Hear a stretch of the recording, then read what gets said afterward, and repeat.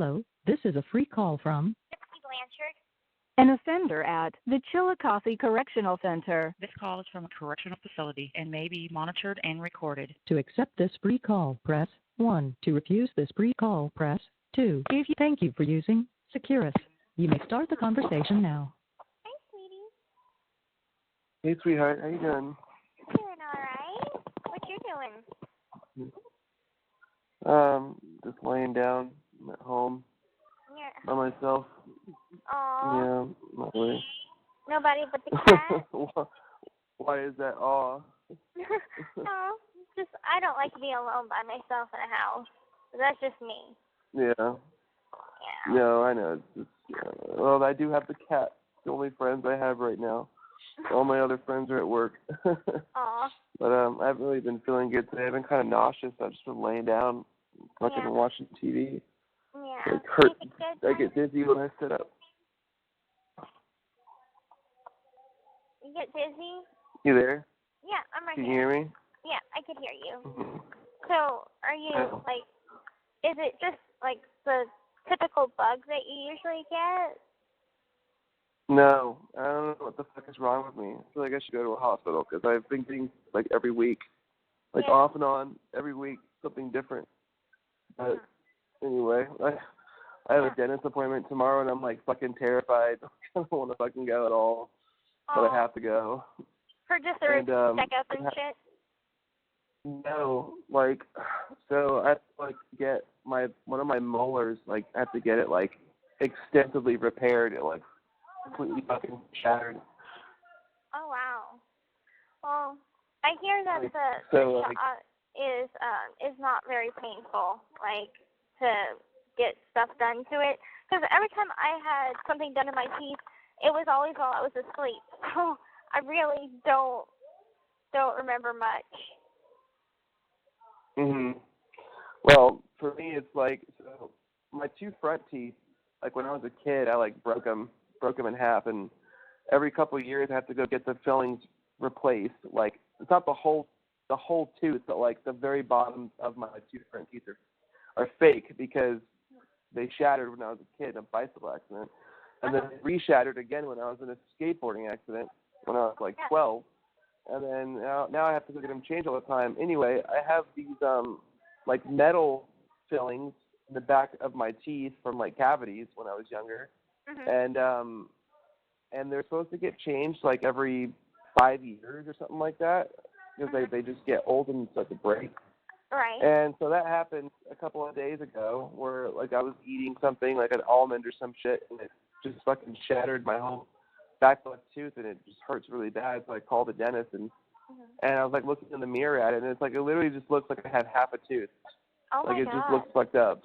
And so I have to try to get it refilled. I fucking hate the dentist. Like I'm not really afraid of anything except for bugs and the dentist. Like if there's a bear outside my door, I'll like want to go play with it. But if a fucking bee flies on my shirt, I freak out and scream.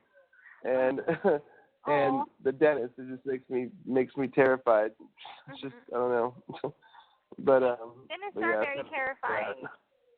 It's just Yeah, never been fun for me. They're out to get you. They're out to get you. Yeah, they are. It's a torture factory. At least you won't have as bad of an experience as I had one time. I had a doctor actually burp in my mouth. What? Yeah, it's fucking gross. I was like, yeah. And I told Mom, I said, okay, I don't know what haggis smells like, but that's what it smelled like. I was like, you don't know what smells like? Haggis, the Scottish food haggis. I'm like, I don't know what that smells like, but I'm thinking that's what his breath smelled like. Oh, Jesus. It was bad. That's It was really a traumatizing experience, actually.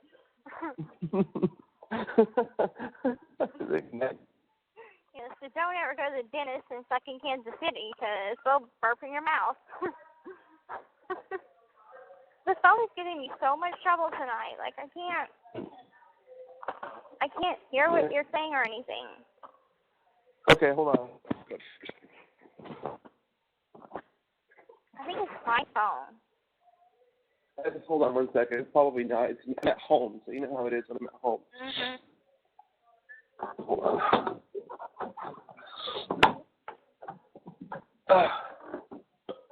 Okay. It'll probably be better now that I'm up here. Anyway. Well, anyway, what's up with you? Nothing much since last night. Yeah, So I know, right? I'm just really, really studying hard. I've got some newfound motivation to keep me studying. Because remember how What's I told that? you I felt like burnt out, and I'm just like, I'm so close to reaching that goal. So, suck it up, study, and quit goofing around. Because the longer I goof around, the longer I'm going to be in school. And God knows I don't want to spend another year with the teacher that I have. Seeing her every morning for the past year. Oh, God, I can't take it anymore. What's wrong with her? It's just she does nothing. And she treats us like we're 5. So she's like, anytime we ask her a question, it's always, I have to do my attendance first. I have to do this first. It's like, okay, so a student is asking you a question, and you're telling the student that the classroom is no place for questions? Does that seem right to you? What? Stupid. Yeah. So she's not the best teacher, and everybody says so. And I just feel like maybe if I had a different teacher that I would be able to have some one-on-one time and maybe ask her questions instead of being shushed and told now's not the time for questions. Right. And I'm like, well, and then she makes us do stupid little activities that 2-year-olds would do, like fraction bingo and find how many words you can make out of this word. Like, how about let's get down to some real fucking studying and learning shit that could actually help us on the pre and the HSE. Yeah, I'm I thought 26 there's years going to old. be find how many words you can make out of this word on the big test. I really doubt it. Right. Yeah, totally. And then the next week we're gonna make fucking macaroni drawings. Right? I know. Yeah. It's pretty much like that. Yeah. No, I've been pretty lazy this week. I haven't been studying my book at all. I feel like I need to be, because I'm like the biggest fucking procrastinator ever, and I'll always say things like, okay, my goal is to get my GED by the end of the year. So I'll wait till December 20th to start even studying. It's just like, well, I got 10 days to get this done. And it's like, well, you had 6 months. You just chose not to do anything with those 6 months. And that's just the kind of person that I am. It's fine. I'm kind of the same way with that, because I've been pushing off the fractions for so long. And I just push off stuff. I'm both a preparer and a procrastinator at the same time. So I push off the stuff that I don't want to do, and I do the stuff that I do want to do, the easy stuff. Yeah. I'm like, I already know how to do this, but I'm just going to study it some more, which I did get. I turned in my assignment for changing percents to decimals and decimals into percents, and I got a 99% on that. Oh, fuck yeah, Gypsy. Yeah. Fuck yeah. That's awesome. That's fucking awesome. Yeah. No, hell yeah. I'm proud of shit of you. Thanks. I got your letter today, and I love it. I fucking loved your answer for your perfect day. It's just literally my perfect day as well. And I just was was caught daydreaming about that scenario all day long. And I just fucking loved all your answers to everything. And I'll be writing you back tonight. And you didn't ask me any questions. You said you asked me questions, but I didn't get any questions on there. Not that one. I think I asked you a couple of the ones that I mailed out today. And they were just lame-ass questions. Boring lame-ass questions. But, I mean, it's the only thing that can come to mind. Yeah. All right. Hey, hold on 1 second. How was the meeting? The what? Oh, you're not talking to me. Sorry, never mind. Did you go out to dinner? Where's Colby? Oh. What are you up to tonight? Just gonna hang out? What is it? Oh, you're really liking that one, aren't you? All right, you son of a bitch. I'm still waiting on you to get mine. Because I want to have some fun, too. So, hurry up. It is, man. It's $10 off right now. That's enough of a sale. That's a sale. Okay.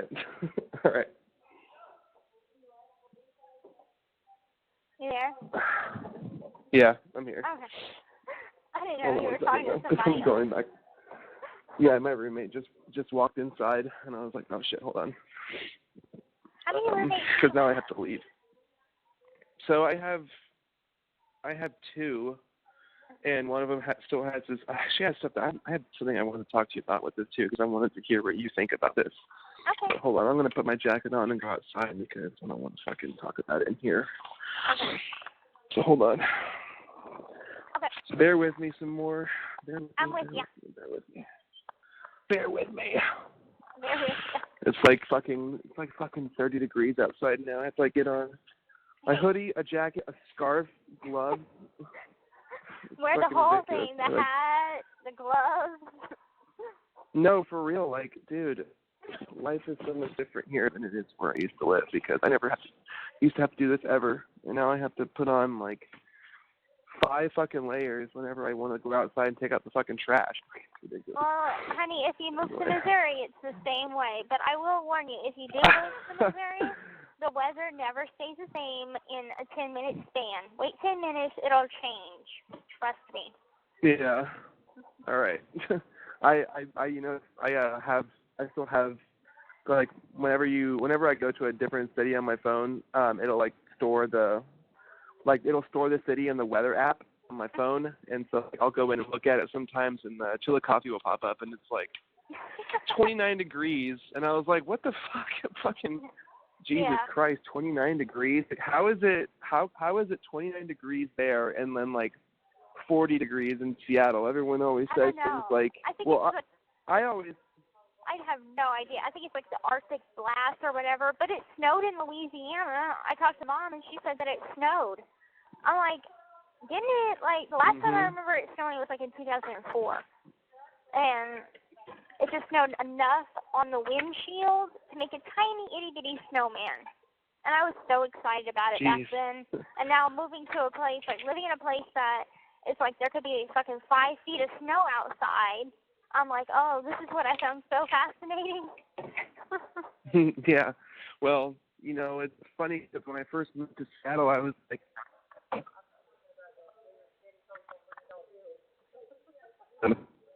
I lost you. Hold on.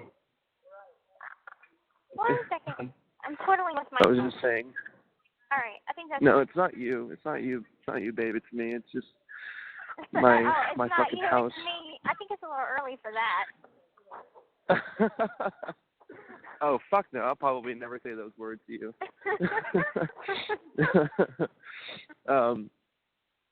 Gypsy, we need to talk. Oh. So I've been thinking long and hard about something, and I need to get this off my chest because I can't live this shit anymore. I can't live anymore without saying this to you. It is that I just fucking love you. I love you so much. I love you too. So, but anyway, what was I talking about?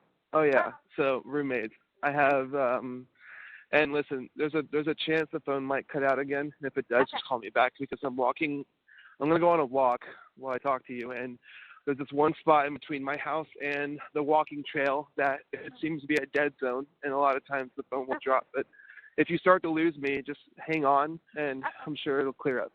All right. But anyway, so yeah, I have 2 roommates, and the one that still has his girlfriend still comes in and stays from time to time because it's that same couple that I used to work with that I fucking was the whistleblower on her cheating and shit and told him about it, and they broke up, but like she still lives in the house, and it's still the same situation. And it's kind of fucking weird because it's like we're approaching next year in a couple of weeks, and I remember breaking the news to him about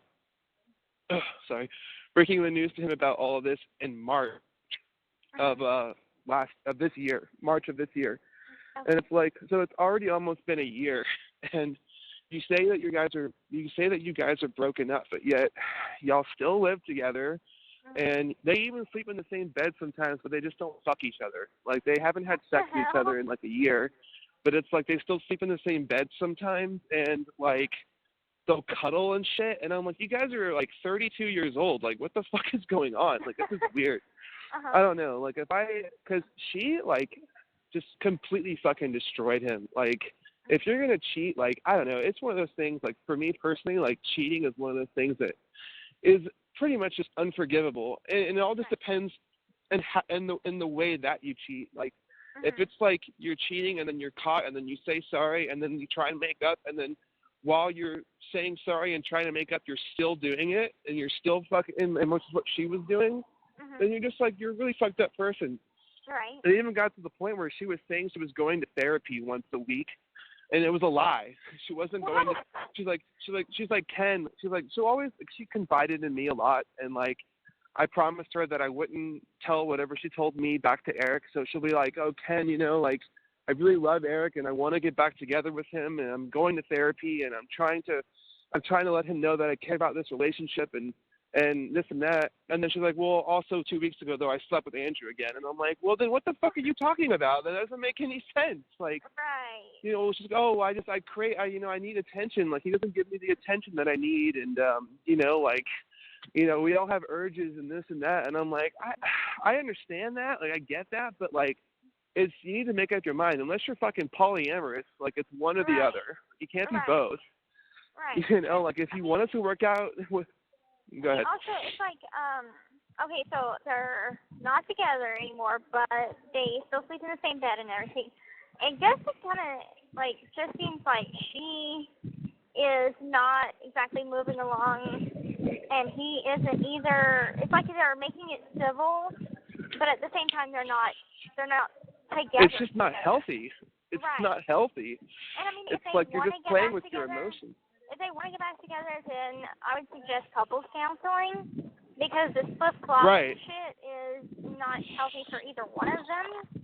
I mean, I just think that in that type of a situation, like, you should move out, you know, like, don't be with the same person if you don't want to, if you're not together, like, don't live together. I mean, I that's literally, that's awkward. That's living in a situation that is constantly awkward.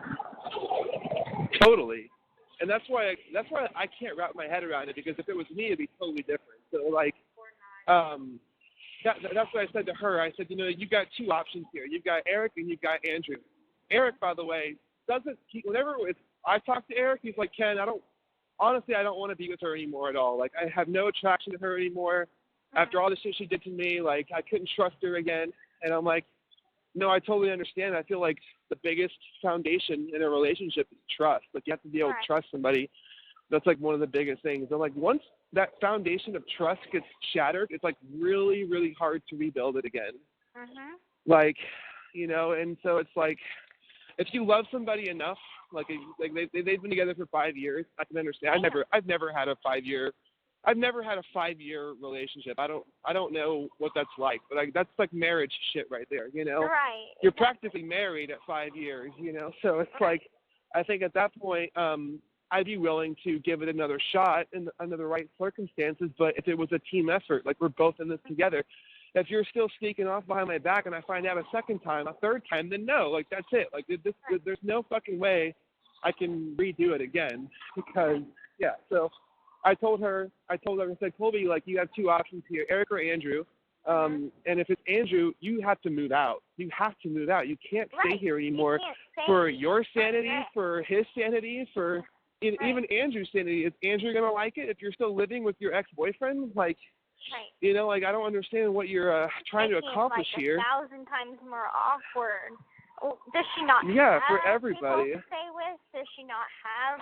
No, she doesn't. Like, she lost all her friends when all this news broke, because everyone despised her for it. Because Eric is such a good dude. Like, he's such a good person. Like, he's always been there for her through all of her shit, and like, you know, like no matter what, he's just always been like nice to her, and like even throughout the breakup, he didn't like curse her out and call her a slut or a whore or nothing like that. You know, he just like he treated it pretty mellow, which I think, I don't know what that says about you. I mean, it's just, I feel like if it was me, I wouldn't be calling you names like that, but I'd just be like, you know, fucking betray. I don't know. Yeah, but also I'm not that way, so it's like I can't exactly put myself in her predicament of sleeping with one guy, being together with another guy. It's way too complicated. But yeah, you fucking move out, because that's just an awkward situation for everybody, including you, because it's putting you in the middle of everything. It's not even your bullshit. Yeah. Exactly, and it's like, for me, it's like, it always sucks for me. It's like, I live my own life. Like, you know, we're roommates, but we all have our own lives. I have my own shit that I do. I've got my own set of personal problems. I've got this and that, you know, and they've got theirs, and I try not to involve myself in them, and they try not to involve themselves in mine. So, you know, but like when you're living with somebody and the cheating is going on amongst people within the same house, it's like you can't run away from it. And so anyway, I just found out last night that she fucked somebody else that works in the same area that we all work in. I'm just like, okay, like, I have no fucking respect for Colby anymore. I just think that she's a horrible human being who doesn't care about anybody but herself, and she's such a liar that her first instinctual reaction to a question is just to lie. Like, she, like, doesn't even, like, so for example, it was Halloween day, and I remember Colby confides in me. Like, she trusts me. She'll tell me what's going on, even if, because she knows that I'm not going to go and tell Eric about it, because I never have. No matter what she's told me, I've never gone back to Eric and told him. And I promised her that much, because I kind of felt bad for the fact that she lost all her friends. And even though I'm somewhat to blame for telling Eric about it, she doesn't hold that over my head, because she knows that I'm just being a good friend to Eric, you know, and letting him know what's going on. So we moved past that, and we've become friends again. So back on Halloween day, it was just her and I in the living room. Nobody else was in the house, and she was putting on her costume, and she was like getting ready to leave. And I was like, hey, where are you going tonight?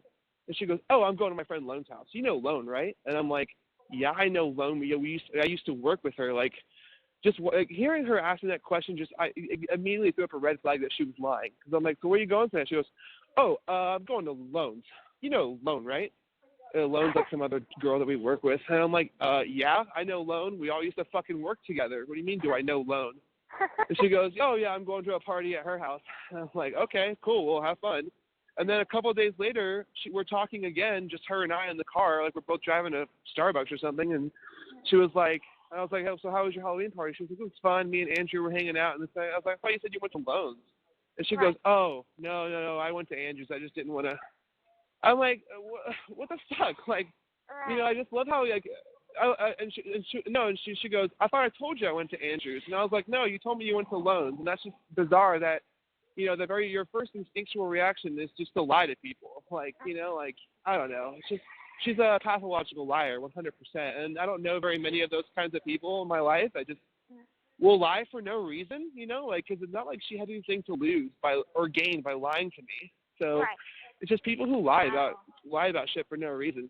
And I can always tell when she's lying, when she will give an overly high amount of details to something. Oh, so yeah, if I'm like, that is a telltale you know, sign. It's like way too thought out, too planned. Exactly. Yeah. Exactly. I was like, so where were you last night? Well, I was at my friend, you know, Lisa's house, and we made popcorn, and we watched this movie so-and-so, and my God, that movie sucked so much. And then we went out for a walk, and you know that her dog has, like, a bunch of spots. I don't know, like, shit like that. And I'm just like, way too much. that seems like a lot of information on a question of what'd you do last night. That's how you know you're fucking lying, or that's how I know you're fucking lying. Right. And so anyway, the drama just keeps getting bigger and bigger. And I know, and I just feel so bad for Eric, because, like, I know he's going to get his fucking heart broken again. And, like, he's the kind of person that holds all of his, what do you call it, like, stress internally. He doesn't, like, get mad. Like, I'm a very external person if I'm upset. Like, I'll yell and fucking, you know, like, I get heated and I'll argue and shit. He's the kind of person that will get quiet and keep it all inside. Yeah.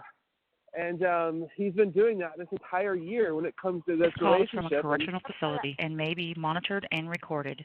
Let's get out of the conversation. And, okay. yeah, who fucking invited you here?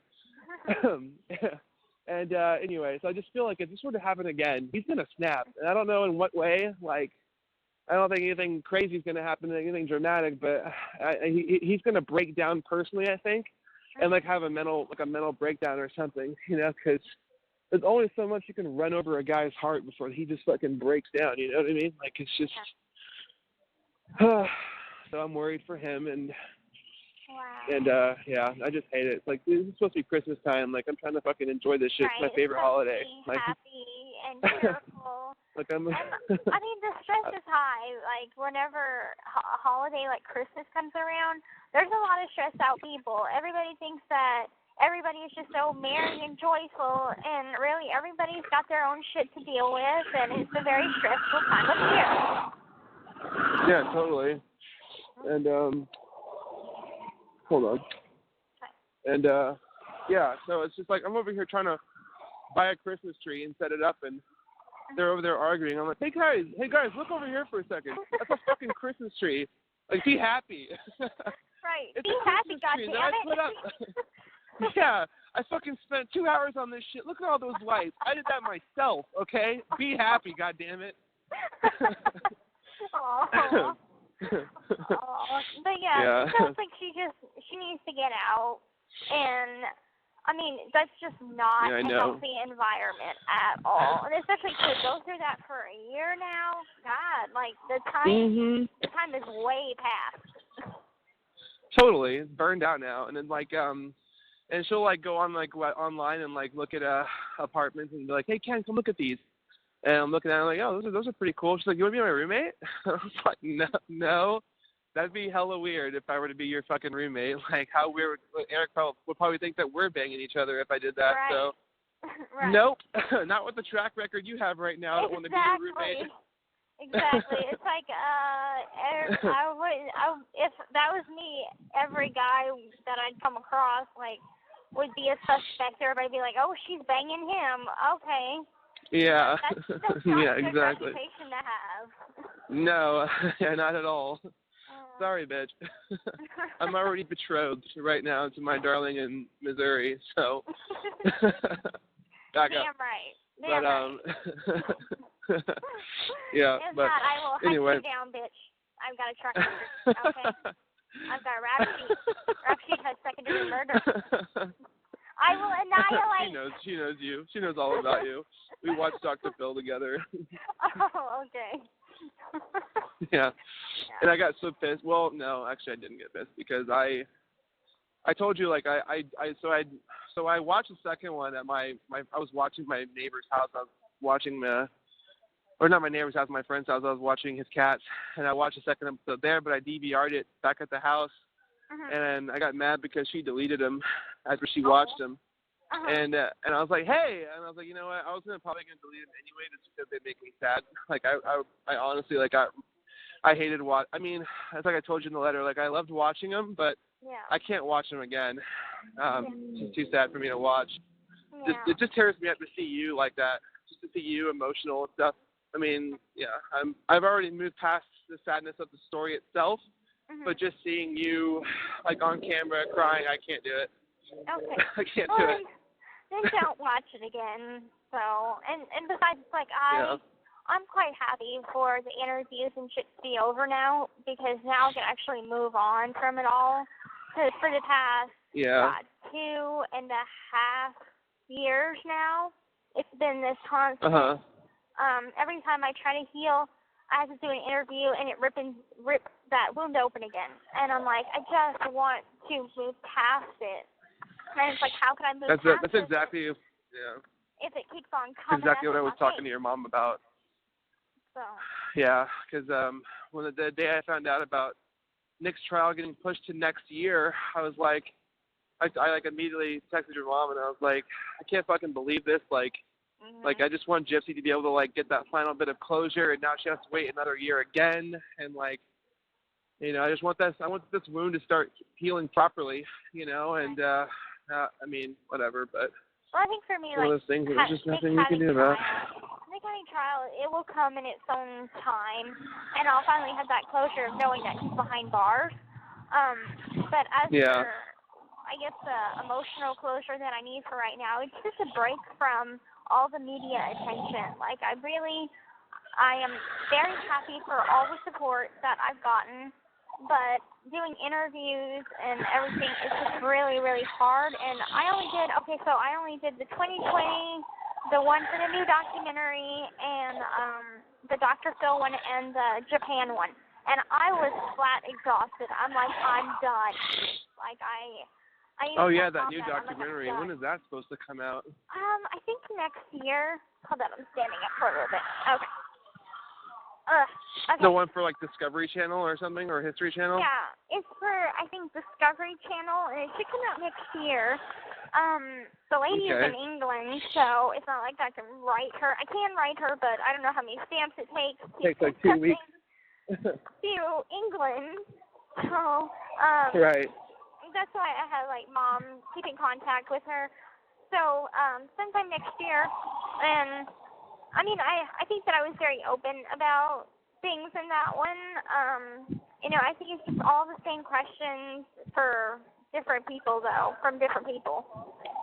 So it's like I did all these interviews, and I'm just waiting for them to come out now. And I mean, what I can catch, I'll watch. Like because I got Discovery Channel, and I've got ADC and all that. So it's like I'm going to watch 2020, I'm going to watch the new documentary. I can't watch the one from Japan because that's only going to air in Japan. And they're going to change my voice to where I'm speaking Japanese. Yeah, they're going to dub your voice in Japanese. Yeah. It's going to be awesome. And, yeah. Right. Like, okay. Actually, it's going to be a little higher than that. Well, yeah. Okay. Well, that's just the natural Japanese voice anyway. Everybody has a high voice in Japan, I feel like. Yeah. But anyway, yeah. I think that you've done more than enough for your own sake, and I think that you've stayed strong throughout it all, and there's really not much more that needs to be done. Right. So I'm happy that it's over for you, and you can start focusing on Gypsy now instead of the world's opinion of Gypsy. And not that was ever like your focus, but well, that's just what comes with the territory. Like I told you last night whenever we were talking, whenever I was telling you about my grandpa, it's like whenever I got still fucking furious about that. Whenever I got arrested, I was kind of thanking everybody that did not hate me. So it's like, it was in me to say, okay, so you don't hate me. Thank you so much, because the rest of the world does.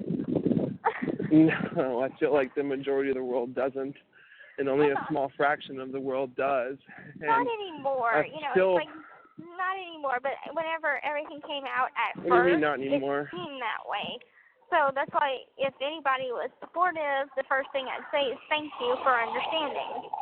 So it's like whenever whenever I had talked to my grandpa, I had thanked him for his support. And this is something else you might not know. There's a rumor that might not be my real grandfather. So okay. Well, I hope not. I guess there is something about my mom had a different dad, and this is coming from Claude's new wife, Aurora. She was in the documentary alongside with him. She claims that she claims that Claude is not my mother's real father, that it was a different guy. And it used to be I didn't believe that at all. But then I started to maybe believe it a little bit, just because I didn't know my grandmother as much as I thought that I did. I found out a lot of shit about her that I never knew before. Like, she was... Yeah. She would steal stuff, like she was a klepto and shit. Like, I didn't know anything about that. And because my mom, she had always talked so well of my grandmother. Like, she was a saint. And so I grew up believing that. Isn't there like a rumor that she's responsible for her death or something like that? Yeah, that's another rumor too. I will never know that for sure. Yeah, right. But that's kind of, it's like another one of the Petri secrets that hasn't come out yet. I mean, everybody knows about it, but I wish they would have did a paternity test on her blood whenever they had the chance to clear that rumor up. Because, I mean, just for my mind's sake, since I'm like, there's so much shit I don't know about my family already, I'd like some clarification about certain rumors to put, okay, is this person really my grandfather? Is he not? Who was my grandfather? And sort of trace back history going through like that. But we'll never know because they never did Gypsy, a test. hold on 1 second. Mm-hmm. Yeah, no, totally. Hold on 1 second, okay? All right.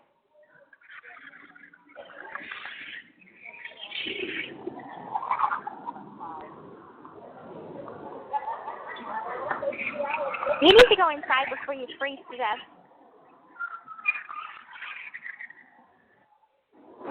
Hey, can you hear me? Yeah. I said you need to go inside before you freeze to death, hon. No, I'm fucking freezing. Okay. I already walked around the neighborhood, so I'm pretty deep in the I'm deep in the woods. So I'm okay. Go inside. I got my gloves. I'm good. Okay. Yeah. I'll be all right. I'm a big boy. Go inside. You're gonna be a popsicle by that time. Come on. No, come on. We're not in Russia. I'll be all right. You just wait until we go to fucking Sweden. Then we'll both know what cold really feels like. Oh, no. We'll be cuddled up. Yeah, we'll be cuddled up in the igloos underneath the Aurora light, the northern lights together, and I just won't go. Will not let go of you because we'll be in because one, I just fucking love you so much, and the other because we're in negative 15-degree weather. But anyway. Hold on. Ow. You okay? Yeah, I'm okay. Oh, I just dropped my scarf across the street. No, I have to go back and get it now. Oh my God. This is turning into a great adventure. Great adventure. I'm good. Oh my anyway. God. So yeah, there's that's going on. Oh, hey, listen, I saw I saw a video, a video recording of you back in 2010 at VisionCon. And I wondered when that would ever come up, because I remember I had searched myself on YouTube one time, and I saw the video of that, I forgot what his fucking name. Oh, Justice. Yeah. That man with his madame is the name of the video. And you're only in it for a second. Unless you're seeing a different video than I am. Mhm.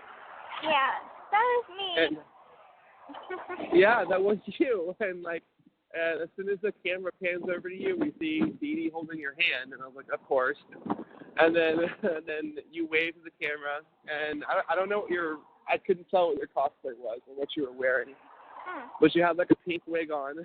Oh, okay. And you called it your No. So this one, listen, this video only has 200 views. I don't think anybody has seen it. Wow. And don't ask me how I got it. No, somebody said somebody had posted it in one of the discussion groups, and I was like, whoa, how the fuck did this person find it? Is my question. YouTube or something. Well, your name isn't in the title or anything, so it had to have been maybe the person who recorded the video and put it online or something, and he's part of the group or something. It had to have been, yeah. So, weird. Yeah, and another question I have is, I noticed in a lot of your VisionCon pictures and a couple other pictures of you that you're wearing this silver ring, and I was going to ask you what that silver ring was for, because you have it in a lot of different photos of you across a couple different years. That was my purity ring. You must have had it for a long time. That's exactly what I thought it was, one of those Jonas Brothers style purity rings. Oh my God, not the Jonas Brothers, okay? It was my own thing, okay? It was Jonas Brothers. I wasn't even a Jonas Brothers fan. Okay. Well, it wouldn't surprise me. You know, that was one of our things in our generation when we were both younger. Right. You know, it was the Jonas Brothers were a huge fucking thing, and yeah, so, Miley Cyrus and Jonas Brothers. I remember that. Yeah. But yeah, I had got a purity ring. I want to say in 2012, possibly. Okay. And it was kind of funny. No, I had got it in 2011, and it was so funny. Okay, so right after I ran away from home. Okay, so this is after I ran away from home, and Mom brought me back. This is after I got fucking chained up to the bed. So anyway, I finally got my mom to trust me. So anyway, we were going to Lowe's to pick up something. I think she wanted to do something to the house. I forgot what it was. So here we are, we're going to Lowe's. And my mom had told me that if you kiss a guy, you get pregnant. Okay? So, what? Yeah.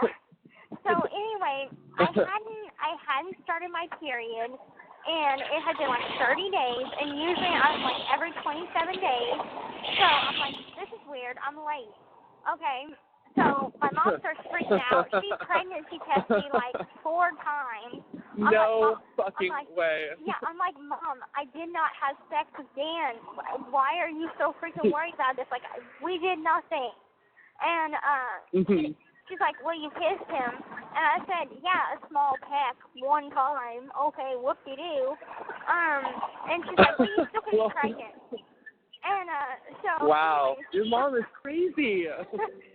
So here we are, and I had to pee, so we're in the Lowe's bathroom, and I get my period. And I'm like, Mom! And there's another lady in the stall next to me.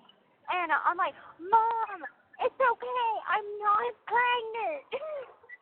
She's like, Gypsy, we're not alone in here. And so I come out the bathroom wearing a God's Girl t-shirt and a purity ring. And so it's so fucking funny. Oh my God, that's hilarious. God's Girl, a purity ring. Mom, I'm not pregnant after all. Right. Oh, geez, that's awesome. Yeah. Well. Yeah. Well, I'm happy that you didn't get pregnant from kissing Dan. Right. And yeah, it turns out you can't get pregnant if you just kiss a guy. Oh. Yeah. Well, fuck. I wonder. I guess I got screwed over paying for all those abortions I had to pay for from all the girls that claimed I got them pregnant when all I did was kiss them. So yeah, you would have to pay lots of child support for that one. Oh fuck. That's like one of the things I'm like so happy about being 25 and having no kids, because I can't tell you how many. I mean, it'd be different if if I had you right now, it'd be totally different. But I look at most people who are like, who like have kids at my age, and they're not even with their girlfriends anymore, and like they're just like exchanging their kid back and forth on the weekends. I'm like, that would be horrible. I would. That's exactly what my parents were like. Like I didn't have my mom and dad in the same house growing up. It was just my mom and me and a couple other kids, and like I just don't want that to be for my kids in the future. Right. That's not going to be us, Gypsy. That's not going to be our kids. No. No. Yeah. Absolutely not. Because I'm like, with my parents, my mom, she claimed that she had sole custody of me. So it's like, I wish that would have been an upgrade to what I had. It's like I've built up so strong of an opinion about women that keep their children away from the father, and that's because of what my mom did to me. And so anytime I see like a woman like, I'm not bringing her or him around, the baby daddy, and I'm like, you don't know what kind of an impact that's going to have on that child. I'm just saying. Yeah, totally. I mean, I can understand maybe the father is a total dirtbag and is like really violent or some shit, or there's a valid reason, but just because you aren't together, that's no reason to stop the child and the father that's from having what I was a going to say. relationship. I mean, I know that those are like the same kind of lies that your mom would tell you about your dad, but like in the case that it actually is true and the father really is a raging drug addict or an abusive person, then I can understand that. But if you're just like jealous because he broke up with you and has a different woman in his life now and you just hate him for that, that's fucked up. Like, right. This is about more than just you and him. It's about your child. And I'm such a family person. Like, I just couldn't imagine doing that. Like, I don't know. No. I'm definitely not the kind of person who's like gonna want I don't even know if I want to put my kid in daycare. I would just so much rather spend time with my own kid if I could. But there's a new thing now called there's a new thing now called what is it? Fucking paternal leave now. So you can leave on paternity leave. Maternity leave. Maternity leave. There's a paternity with an M. I know that. That's for the moms. He's so mad. There's one for the father, what too. are you talking about? Is there? Father. Yeah. Okay. There is that. Okay. Sorry. I don't know. Yeah. Yeah. No. But yeah, no. Listen, I was going to say, like, Gypsy, I may want to turn you into a housewife at some point. I remember reading in your letter that you were like, well, my perfect day is me going to work and then me going to work as well, and then we both come home at the end of the day. Yeah, we'll definitely do that at the beginning. But as soon as we have our first child, like, I'm going to say, Gypsy, okay, it's time for you to be a housewife. It's time for you to just stay at home. I'll go out. I'll make all the money for us. You just stay home and take care of Aurora or whoever it is first. I'm still on the fence about the boy's name, so give me a second to come to a conclusion. You really need to think about it. You really need to think about it because we can't just keep calling it the boy's name. So you really need to start thinking about it. Well, I really wanted Rayleigh, but now I'm gonna have a fucking your brother's wife is named Rayleigh, and that ruined everything for me. I'm sorry. Yeah, well, goddamn it, you should be. You should just try and get them to break up somehow, so we don't have to worry about that. Well, knowing my brother, that's probably not going to be too far along. He's already like on his fourth girlfriend, third engagement since I've been locked up. Oh fuck! Really? Yeah. I have never been engaged before, and me neither. I feel like if I'm ever to ask that question, it's because I know you're for life, which I already do know you're for life, but it's like. But it's like I hate when people will like propose because it's like it's just something to do in the relationship. Like, oh, we've been together for a year now, it's time to propose. Like, I don't know. Do you actually envision a life with this person, or are you just doing it because you think you have to do it? Right. But anyway. Yeah, there's a pretty big difference. Yeah. I'm watching. I was talking to your. Oh, go ahead. What? No. What are you watching? Oh, I said I was watching, right now they're playing, because there's a TV right by the phone, they're playing Disney's Fairy Tale Wedding. I love this show. I've never seen it. Oh, it's good. It's on Freeform, and they have, like, weddings at Disney World, and they're really, really expensive, but they're really very beautiful, and they showcase a couple of the ones that's in Disney World. It's like a show right now. What kind of wedding would you want? What kind of wedding would you want, babe? What kind of wedding would you like?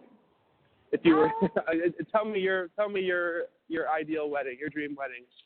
I just want to hear about it. Well, I have a pretty big family, so 9 out of 10, the whole family. Except for, I'm not going to include the Petrie side since they're crazy. No, I don't. Yeah, I don't want any of those people at the wedding. No Petries. But the Blanchard Only side, Bobby. There's plenty of people on the Blanchard side because there's both mom and dad's side. So both of those sides combined, that's the Blanchard side. And it's very, very big. I only got to talk to a couple of family members, and it seems like the list goes on and on and on. I'm like, oh my God, how am I supposed to remember everybody? I mean, they all know me, maybe not personally, but they've heard about me. So everybody's super supportive and there. And so yeah, big family. So I mean, I don't know really. It's like I guess I've had a couple of different ideas throughout my life. when I was younger, I wanted to get married in a gazebo. Like, I just thought the idea of a gazebo was so romantic. So, okay. gazebo. Yeah, I think I know what a gazebo is. Yeah, it's like a... Have you ever seen the movie Meet the Parents? Sorry, I couldn't hear you. What was that? Have you ever seen the movie Meet the Parents? No. Okay, well, if you ever see it, Robert De Niro, do you know the actor Robert De Niro? You know who that is? Uh-huh. Okay, that's exactly how I feel like your dad's going to be like when I finally go meet him. It's exactly how I feel like, and I'm going to be just like Ben Stiller, who plays the guy going to meet his girlfriend's dad. Oh, no, I'm so curious to ask him. It's a great fucking movie. Anyway, like, the movie's about he wants to propose to his girlfriend, but he wants to go meet his girlfriend's dad and mom first to get their blessing, which is like exactly the same way I feel. Like I would never propose unless like I had the blessing from the parents. And so he goes to meet. Oh, totally. Except for the sex until marriage. I don't know if I'm definitely not traditional in that sense. But I don't think really anybody is anymore. It's not the 60s. But anyway, so he goes to like meet the parents, and like the mom loves him a lot, but the dad just like is just all like, you know, not despises him, but just like will not be cool with him. Like will like critique everything he says. Like oh my God. Like there's like this one scene like where they're in the car together. Like the dad needs to go get something from the store. So, like they're in the car together, and they're like listening to a song, and like they talk about like in the song they're talking about puffing. And so, like, Ben Stiller is, like, singing the song, and he's, like, saying puffing and this and that, and then the dad looks over and he goes, "Are you a fucking stoner? Like, you smoke weed? What's wrong with that?" I don't know. It's like little things like that. So, anyway, where was I going with this? But, yeah, so and then there's, like, a scene in that movie where there's, like, what I think is a gazebo, which is, like that one, like, small, like, kind of, I don't know, it looks like a bird cage, but without the cage, you know, like if that makes any sense. Yeah. And you kind of like, it's only got enough room for two people to stand in it, and then the pastor's like in the middle, you know, and so if that's a gazebo, then I know what you're talking about. But anyway, he sets on fire on accident in the movie. Gazebos range in size. They could be really big, or they could be teeny tiny, like what you're talking about. Yeah. Maybe bigger. Okay. I got the perfect example. Have you ever, of course it's like a Twilight. Okay, so in the first Twilight movie. Only the first one have I seen. Only the first one, okay, so. I've only seen the first one, yeah. Okay, more towards the end, like the very end, hi, quit staring at me. So more towards the end. What? No, the guy, what? The guy was staring at me, and I'm like talking with my hands. He's like, what the fuck are you? Oh, the guy that's in the guard, yeah. I was like, I'm talking with my hands and my arms. I'm very animated right now. I do that all the time. Go ahead. Like, why are you flailing around? Okay, so anyway, at the end of the first Twilight movie, when Edward and Bella are dancing at the high school dance or whatever, so that's where it's on all the lights. Exactly that's the gazebo. Okay, yeah, that's exactly what I was thinking of. Okay, so we're on the same page. I definitely don't want a church wedding, so that sounds about right. But yeah, I mean, I don't want to. There's this one movie that I've told you to watch called Forgetting Sarah Marshall. It's like literally one of the funniest movies I've ever seen. Like if you ever get a chance to watch it, it's so funny. You have to watch it. It's rated R. I don't know if you said that they don't show rated R movies or something there. Well, it might play on like on one of the channels or something like TNT or USA or something. It might play on one of those channels sometime. Right. Yeah. Well, there's a part in that movie is basically about this guy who has his girlfriend, and they break up, and he's like, they had been together for 5 years, and he's like super heartbroken about it, and like his brother comes over to his house, and he's like burning all his pictures of him and her, and like throwing away all her shit and going crazy, and he's like, dude, you need to go on a vacation, like you just got to go to Hawaii. And his girlfriend was famous. Like, his girlfriend was like he was like a normal average Joe, and his girlfriend was like famous. Like, she was in a bunch of different TV shows and stuff, and so everybody knows who she is, and nobody knows who she is. And she breaks up with him to go be with Russell Brand, who he plays like the home wrecker. He's like this like rock star musician who like comes in and steals this guy's girlfriend. And so his brother's like, you need a vacation, man. You need to go clear your head, go to Hawaii. And so he goes to Hawaii, and he goes by himself.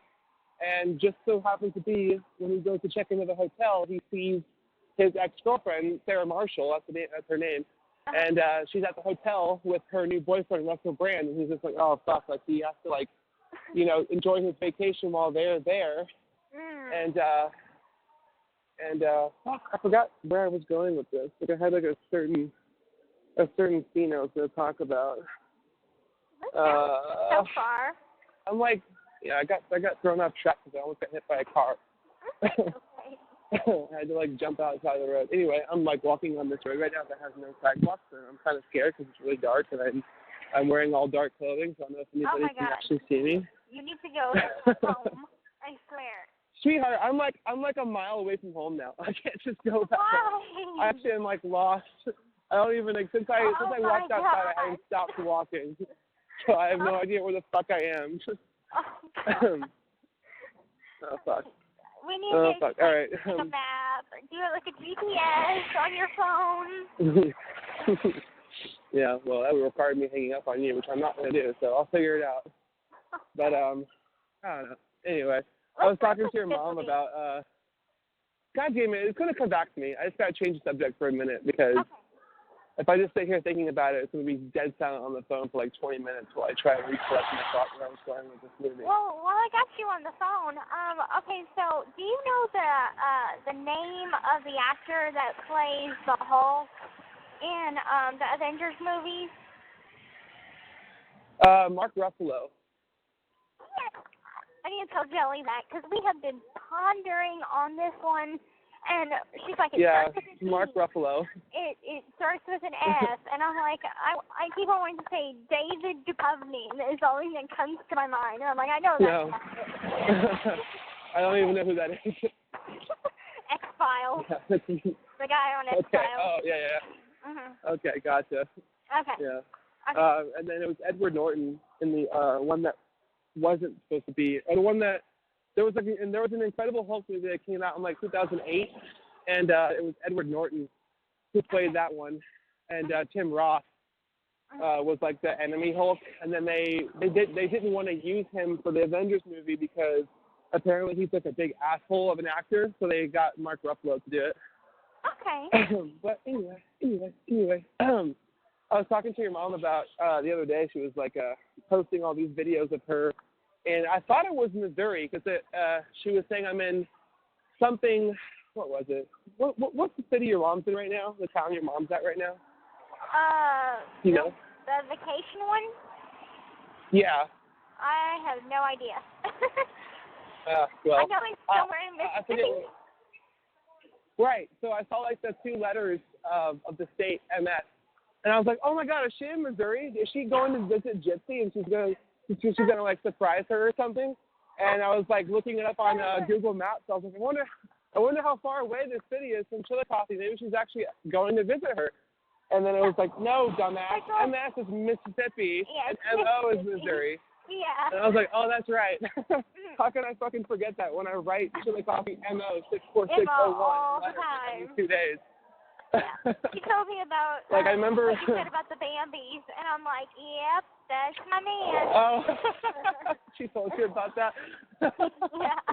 Yeah, no, because I remember she had messaged me, and I forget what she was asking me. Oh, she was asking me if I was off that night. Like, I'm on the phone with Gypsy. She wants to know if you're off work tonight. I said, yeah, I'm off work tonight. I get off work around 6. And then and then I said, like, hey, I remember you said you were going hunting in December, so I hope you miss all the beautiful deer. Just know that all you're doing out there is making a bunch of motherless Bambies. I hope you sleep well. I hope you can sleep well at night. I was just kidding.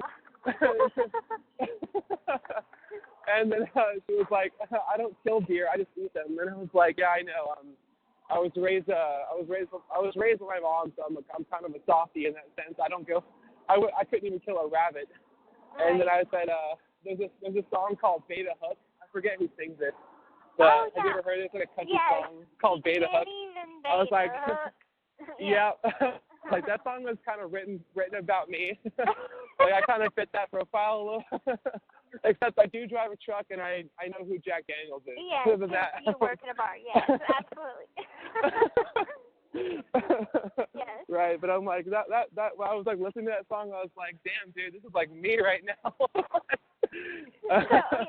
I'm like you're definitely a city boy. Okay, got that. Yeah, definitely. Yeah. I am 100% cityfied, but I still have country roots. That helps account for anything.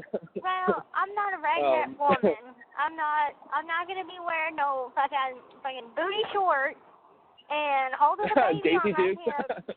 Daisy Dukes, wearing pregnant, wearing a tank top, as if. We're getting here. With your belly, with your belly button pierced, and you have like a cigarette in your mouth, and you're pregnant. Right. And the Christmas lights are still on. It's fucking July. In July. Yeah. Oh my God, you're so hilarious. That's funny. Yeah, that's not gonna be you. No, that's not. And have you ever had sushi before? There's no, like a lyric in the song about eating sushi. Well, you're gonna fucking eat it, and you're gonna love it. Oh God. Don't listen to those country songs. It's actually really good. I've only ever had two kinds of fish. So one is fried codfish, and the other is tuna. I know you hate tuna. I like tuna. I just recently started liking tuna. But I never had it before because my mom hated it. She hated the smell of it. So I never had it, and I tried it. Did I say I hate tuna? Yeah, they have tuna here. No, did I say I hate tuna? Yeah? I hate canned tuna for sure. Okay. But anyway, go ahead. I don't know if I don't remember saying that, but I don't know. Go ahead. All right. Did I say that? When did I say that? I asked you what foods you hate, and you said you didn't like tuna. Okay. Maybe I said something else, and you maybe misheard tuna, because I fucking love tuna. Oh, okay. Except for canned tuna. I fucking hate canned tuna. But anyway, go ahead. Like tuna sandwiches, I can't do that. Okay. So anyway, in county, I tried tuna for the first time. And I'm like, okay, this isn't bad because I make tuna salad. So I put some ranch in there, and I put some mayo, and I eat it with crackers. And I'm like, okay, I really like it. But that's the only two, fish that I've ever had, Never had sushi. Yeah, well, so there's this one thing that we're both going to have to do, and it's called a hibachi experience. And what it is it's when two people go into you have to plan it ahead by like a week. And basically what you do is you go to a really nice sushi place and you talk to the sushi chef and you just tell him like, hey, I want to bring my girlfriend in here. We're going to do the hibachi experience. And he's like, okay, I'll put you down for a certain date and time. And what it is you come in and you sit down and you don't order anything. And it's expensive. It's like $500 a person, but it's like worth it. And like the sushi chef will just hand you all different kinds of shit, and like over and over and over and over again. And there's no limit. You just eat until you're full. Oh wow. And it's like his own creation. Like here in Seattle, especially, like the sushi chefs like take their job very seriously, and they have like their own creations and stuff.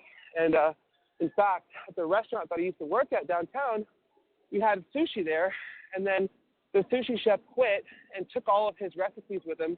So we just closed down the sushi part of the restaurant. That's how like serious it is. Like when the head chef leaves, you can't reuse his recipes. Like you have to get a new one. Anyway, I'm not fucking ranting about this stupid shit. But anyway, yeah, I wanted to. all about it. Yeah, so we'll have to do that one day too. Like, what's the first thing you want to eat when you get out? Really, I just want maybe some home cooking. I really, really want gumbo. God, I haven't had gumbo in forever. Oh, you're so fucking Louisianan. I know, like jambalaya, gumbo, again. Yeah. Fricassee. Crawfish. I've never had crawfish, actually. Yeah, well, me neither. I haven't had a lot of Louisiana-style food, but I'm excited to try it with you when we're both living in Louisiana. Well, I was talking to Mom the other day, and I was saying, like, if I had a chance to cook on the stove, like, my mom was a fire-ass cook. Like, she could cook for so many people, and she can cook so good. She didn't use any recipes. She learned from her mom. And, of course, like, right. I watched her, and she just never measured anything. It's like, okay, this tastes right. Oh, this needs a little something. And so I grew up with her cooking like that, but I was never allowed to use a stove. So I'm like, if I would have grew up with that, the opportunity and the chance to really get my hands into some cooking, I probably could have been really good at cooking.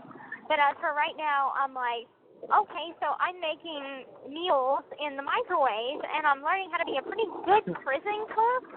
But whenever it comes to being on the outside, that's going to be totally different. Like, whenever I was on the run for 4 days and I was at Nick's house, I cooked macaroni and cheese on the stove for the first time, and that was like, wow, that was epic for me. Wow.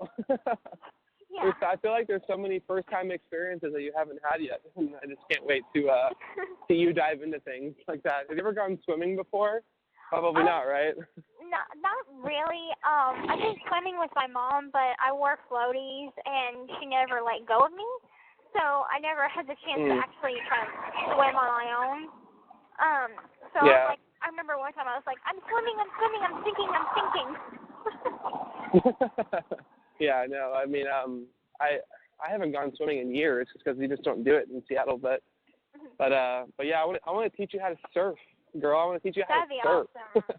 That'd be freaking awesome. Oh man. So I'm oh so God, there's so many. You have no idea. I'm just walking. Yeah. Well, it'll be fun. You know, we're both going to take a trip to Hawaii, and that's where we'll learn to surf because I've never been there before. And that's another it's another part of like forgetting Surf Marshall is like learning how to surf. And it's just I can't explain the movie. It's just like I want you to just go ahead and see it. I am going to go see Star Wars though in a couple days, and I want you to call me. I want you to call me so I can tell you all the spoilers. It's okay, sweetheart. I'll tell you everything that happens. Well, you're going to get your tablet soon, you know, and be able to watch it with good behavior. And I was thinking about that, actually. I was like, you know, I read your letter about the, you know, like the behavior restrictions. I was like, Gypsy, we're just going to have to be on our best behaviors with the tablet, and I don't want to get you into any kind of trouble. So we're just going to keep it, like you said, we'll keep it PG-13 because I want you to be able to, like, watch movies. And once you have tablets, like, one thing I'm really excited for is I can send you, like, I have a mix CD that I, like, made for you. Like, it's already made. I already have it. And I'll be able to, like, send you. Yeah, I fucking made you a mix CD. That was, like, one of my Christmas presents that I was going to do for you. And I already finished it. Well, I was waiting for the right moment. I was waiting for it to be finished. And it's about 14 songs that I made. I put together for you. And once you get your tablet and you can have music, I'll send the songs to you one by one. So you can, or if I can send them multi at the same time, I can do that too. But I don't really know how the tablets are going to work, so we'll figure it out when you get them. But because I can't send you actual CDs that I can make, this is the best that we can do. Yeah. So we'll do it that way. Right now, I'm not even sure that whenever we get the tablets, none of us will be able to buy any more CDs. Like, that's it for buying CDs. What CDs you have, I guess you could keep, but they might make it to where it's going to be a grandfathered item, that they don't sell CD players anymore. What CDs you have, you can keep, but if you go to the hole, they get taken away. So I'm like... Do you get them back when you come out of the hole? No, I don't really think you do. I think you have the choice to either destroy it or send it home. Because, okay, there's this thing... That's so fucking stupid. That's like their policy for grandfathered items. It's like you can keep it as long as you're with good behavior, but if you go to the hole, that's your opportunity. You lost it. You lost whatever you had that, you can't buy anymore, so you lose it. I fucking hate prison. Oh, me too. I fucking hate prison. Me too. I wake up every morning, shit, I'm still here. But then I look at your picture and I'm happy again, so it's fine. Oh, you're so fucking cute. I know. I wake up every morning and I'm like, oh, fuck, it's still not March yet. And then I, will roll over and, reread one of your letters or something, and then I just feel better. Yeah. And then I'm like, okay. That's what I do whenever I'm like, I should get a letter from you and I might not get it that exact date. I'm like, I'll go and read your other letters. Just make me feel better. I know. I still do this. I still do the same thing from time to time where I'll just because your stack of letters is pretty fucking big now. So I'll just I'll look away and just reach in and grab a random letter and just read it and just think back to that time. just to remember, right. and watch. If I were to take all of our letters and lay them out across the floor, first of all, it'd have to be one fucking big of a floor. But if I were just lay them all across the floor, dated from first to last, and just to look at how much we grow each time in each letter, I think it's a pretty great story. Our story so far is pretty great. It's definitely unlike anything else I've ever, witnessed before. And how often do you hear about stories of somebody falling in love with somebody who is locked away? I definitely feel like that's one of the best, and I don't want to say worst, but it's best and worst things of our story. And the best part, obviously, is that I have you in my life, and the worst part is that I can't physically have you in my life, but it's coming, and that's patience. The patience part is. The good thing to keep in mind is it's not always going to be this way, and that's what I keep in mind is that I know. I'm going to get out, and I'm going to be in the. I know. And I know. pretty quickly. I mean, we're almost. It's the year 2018, and so it's it's really not that long. I mean, yes, it's long, but with just the time that I've been here already, I'm like, oh my God, it was 2.5 years ago that I was arrested? What? It seems sometimes it seems like it was yesterday, other times it's like it was years and years ago, because it just happens, things move by so quickly, and as long as I keep busy, it really passes my time by very fast. I know. And my roommates are probably sick of hearing me talk about you all the time, because I talk about you almost every day. Because they always ask me, don't worry, I talk about you all the time with Jelly. I'm like, I probably say your name probably about 50 times a day. Oh, hey, I need you to, I need you to send me her DOC number. Because I told her I would, because I'm going to send her something for Christmas as well. You can't do that, though. So, why not? Because that would get me in trouble. Because If I sent her something for Christmas, that would get you in trouble? Yeah, is it a deposit, money? Yeah, that's what I was thinking. Yeah, that would get me in trouble because you're putting money on my books, and if you send another offender money too, that gets me a violation and get put in orange because it looks like I had you put money on her books to support her. And they got rules. What? About that. Yeah, that they got is rules so about stupid. that. Well, I mean, that's how people, inmates, if they don't have money regular, they're like, oh, hey, I know a person. This person puts money on my books, but hey, he can maybe put money on your books too, and I'll get put in orange for that. That doesn't make any sense. I hate it. It's so stupid. Yeah. But well, never mind. But that was I'll send you. That's a sweet I'll thought, send you an extra $50 or something like that. I'll send you. I just sent you money yesterday, which you should have gotten either today or tomorrow. Yeah. Because it's different with JPay. With JPay, it doesn't go through right away. I remember on Access Corrections it did, but with JPay it doesn't. It takes a day or something to process or whatever. Yeah, it did that with Access Corrections too. It would take 24 hours for the deposit to go through and actually show up on my account because Mom put money on last night and it's on there today. So yours is probably on there today too, but I just haven't checked it. So.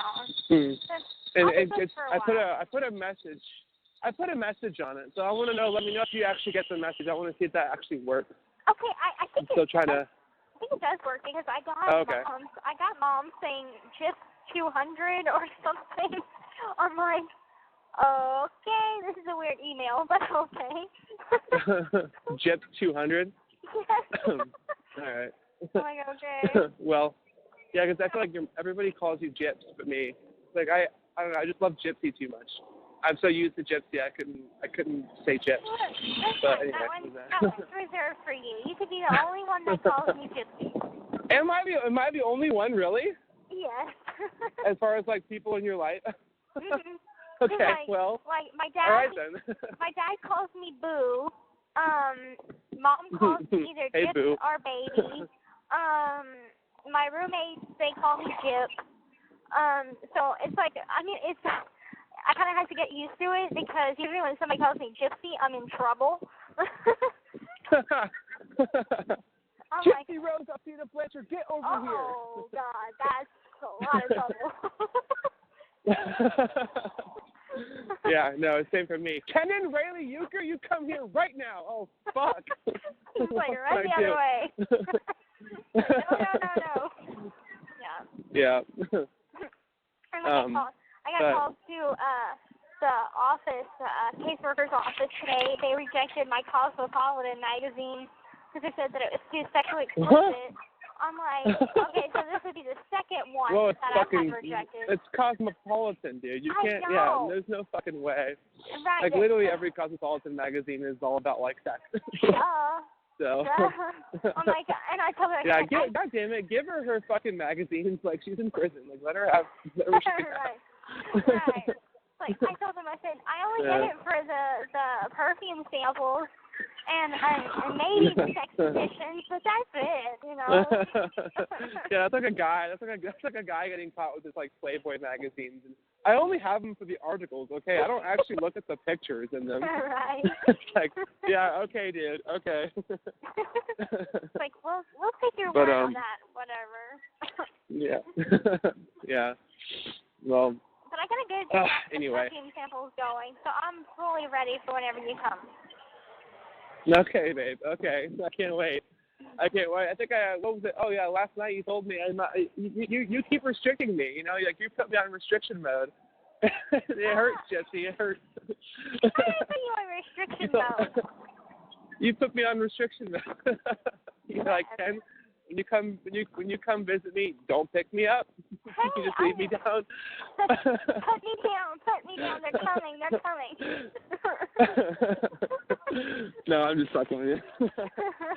But god damn it, I'm definitely not gonna enjoy having to be so casual, you know, for the guards. It'll get easier with time.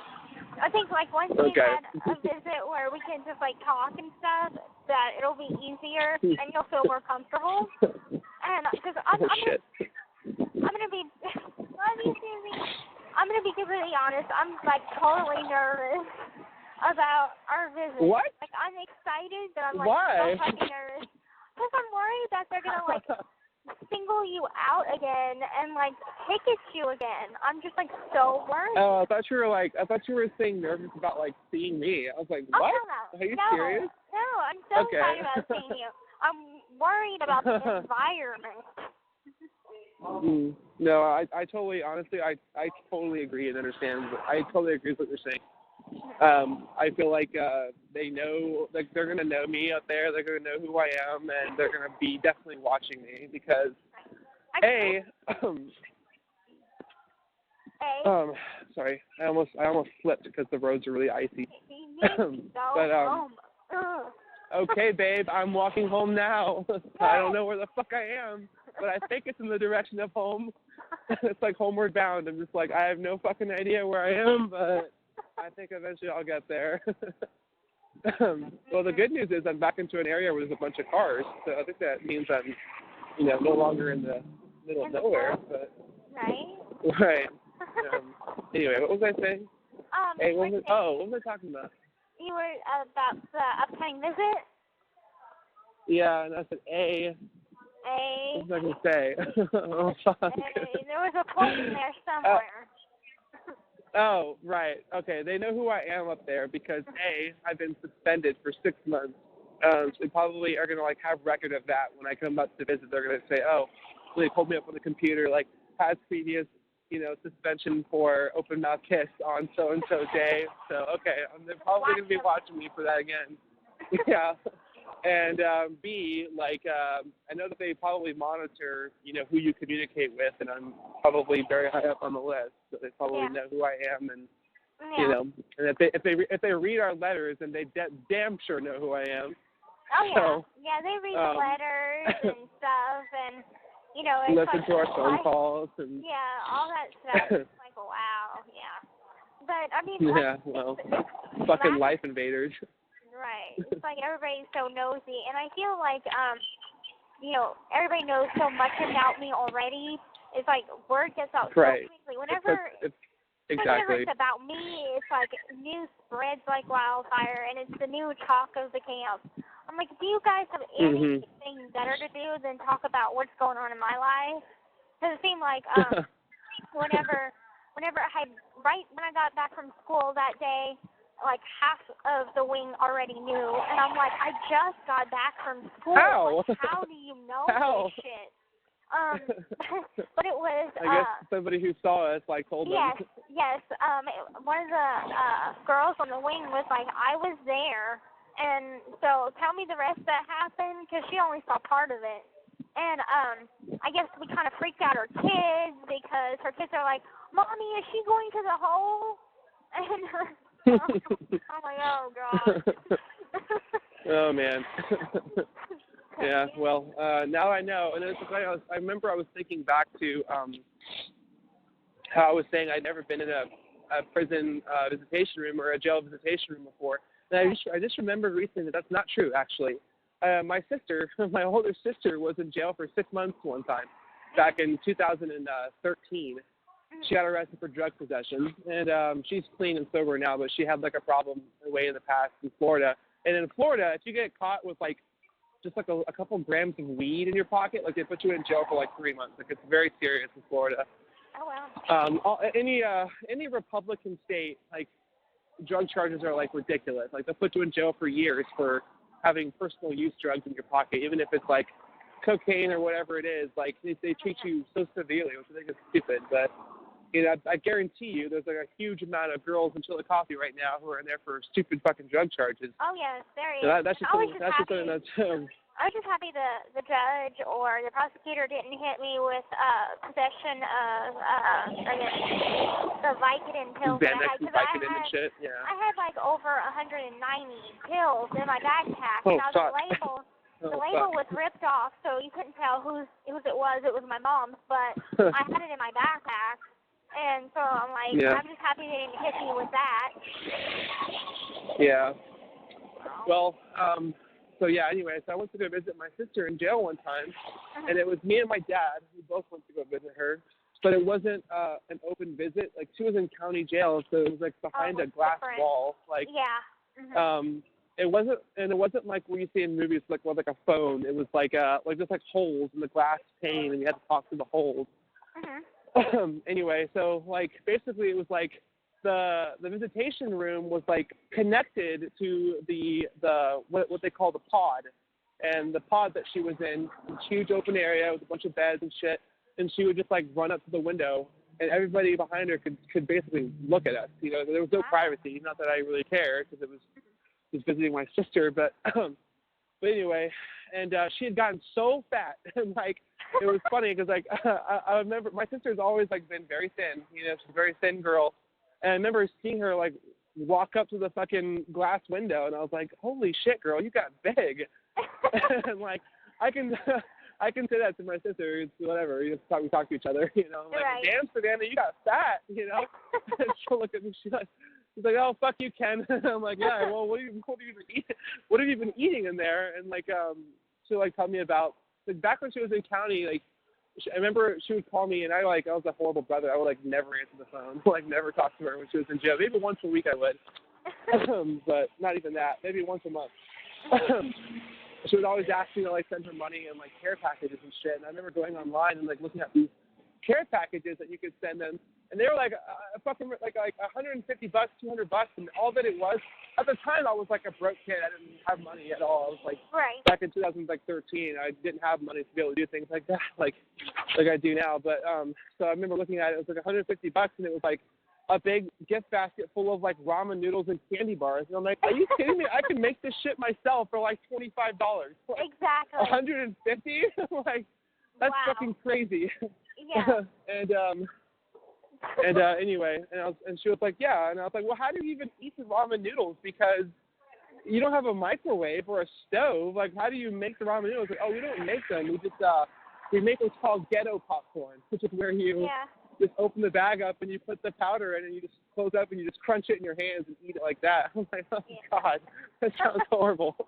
Actually, and then I made it myself at home one day. It wasn't that bad, actually. Hey, I teach you so many things to make with ramen noodles, even though I'm so burnt out on them that I will never want to eat them a day in my life ever again. I still have the receipt of this that you sent me of the stuff that you buy at commissary or a canteen, and pretty surprising. I didn't, like, it wasn't what I expected. I just expected to see like ramen noodle, like Coca-Cola, but yeah, it looks like you get some pretty good shit. Yeah. Or like you personally do, anyway. I am so fucking lost, Gypsy. I have no idea where I am, and I'm like kind of like. I'm just like looking around, and I'm like, oh God, where am I? No, it's okay. I'm okay. Is there anything around? I can hear planes in the distance. If that helps. Okay, move towards the lights and then go to a gas station or somewhere that is a public place. Oh, there's a gas station. Okay, and go ask them for directions. Okay. I'm going to do this. I'm going to do this if you want on the phone with me. But anyway, going back to the visitation, don't worry, we'll be good. I probably won't let go of your hands, but that's the only thing I'm allowed to do, so that should be fine. But I'll probably be like, no, it's not 1:30 yet. Recheck your clocks. Like we still have another hour here. Hey, the good thing is you'll be able to come back, and just like once there's just like an hour break, so goof off around Chillicothe for an hour, and then come back. Yeah. Now, hey, do you know which way is it? If I go this way, will I reach like First Avenue? For like Syria? Okay. Thank you very much. Appreciate it. Okay. What were you saying? Do you know where you're going now? Yes, sweetheart. I'm good. I'm good. Thanks, babe. Okay. So, what was I saying? Oh, fuck. I forgot what I was saying. Well, talking about visitation, I can come back and. Oh yeah. So you could just fuck around Chillicothe for a little bit. But so remember whenever you were talking about wanting to stay 10 days and then coming to see me for the weekend. So are you planning to drive back and forth each day for the weekend? So I was actually thinking about that too. So the 10-day thing probably won't happen in March. It'll probably be a different month, probably maybe April or so. We'll see. It all depends on like getting time off, and it depends on if I decide to move or not, which is still a pretty strong possibility. I'd say at this point it's like 80% chance I'm going to move, 20% chance I'm going to stay. But I found hotels in Chillicothe itself. So I was thinking of actually just staying in Chillicothe itself. But at the same time, just for the weekend, I'm only coming to visit you. So after the weekend's over, I would probably just drive down to Kansas and spend the week with my dad, and then come back up again for the weekend. See, that's because I feel like 10 days, it's a very expensive trip to stay in a hotel for 10 days, have a rental car for 10 days. That's like a couple $1,000 right there. I don't think I have to spend. So so because I was like, it would be like rough on you. I mean, I'm not saying rough on you, but I'm saying that it's very costly to go back and forth, and that's like a long ass drive from Chillicothe back to Kansas, and then Kansas to back to Chillicothe. So I was about to tell you there are hotels that are in Chillicothe. I don't know how much they are. They're fucking dirt cheap. I already looked. They're like $60 a night or something. Okay. Fucking dirt cheap. So. Well, that's dirt cheap compared to Seattle prices anyway, because Seattle prices are like $300 a night. So. What? Oh my God. Yeah, Seattle's expensive, sweetheart. Seattle is very expensive. So whenever we come back here to visit, when you're out and we go vacation in the United States together, and if we decide to come to Seattle to ride the Great Wheel or something, we're going to sleep in our car, okay? Or we can buy an RV. We're going to sleep in Hook it up. You want to do that? You want to just buy an RV and go on like a cross-country road trip? Right. That'd be awesome. Hey, you know what? Hey, I'd totally be down. I think it'd be better if we have a kid, though. We'll save that for like a future, a way in the future thing. You know, I'd rather just be us two on foot at first. Yeah. But anyway, what was I saying? Yeah. I was just joking that we're not going to sleep in the fucking car. But yeah, so Chillicothe, which is AKA the city of sliced bread, I think it was called, or something like that. Yeah. Have you heard that? I did. Yeah. Yeah. So I'm pretty sure I can have a lot of fun in the city that's named after sliced bread while I'm waiting in between our visits. Right. I'm like I went on this Boondocks. great adventure at this bread factory with the TV show, the cartoon TV show. Never. Oh, I thought you said. Oh, never mind. No. I thought you said I'm watching the Boondocks. No, I was like, there's a TV show called The Boondocks. Okay, yeah. No, you're up to the Boondocks. Yeah, I fucking know that. I'm way out in the Boondocks. Oh, I know that. Where, yeah, you're way out in the boonies. There's nobody. There's no life outside of these walls. There's no life except for some fucking cattle, you know, and that's it. Right. You know, it's like, but that's okay. That's okay. And the random, drive-bys where they want to, like, run from the police and they run to a prison wearing fucking khakis. Right. Who does that? What the fuck is that? That's what I'm saying. Like, you know, if I go rob a bank, the first place I'm going to go, I'll tell you what, is I'm going to go hide out at the local prison. Make it easier on them if they catch me. Like, okay, well, we're already at prison, so you can just go ahead and throw me in here, guys. Okay. Right. I know I'm going anyway, so might as well, beat the court system. Let's just skip trial, yeah. all that bullshit. Go straight to prison. Do not pass go and go straight to prison. Right.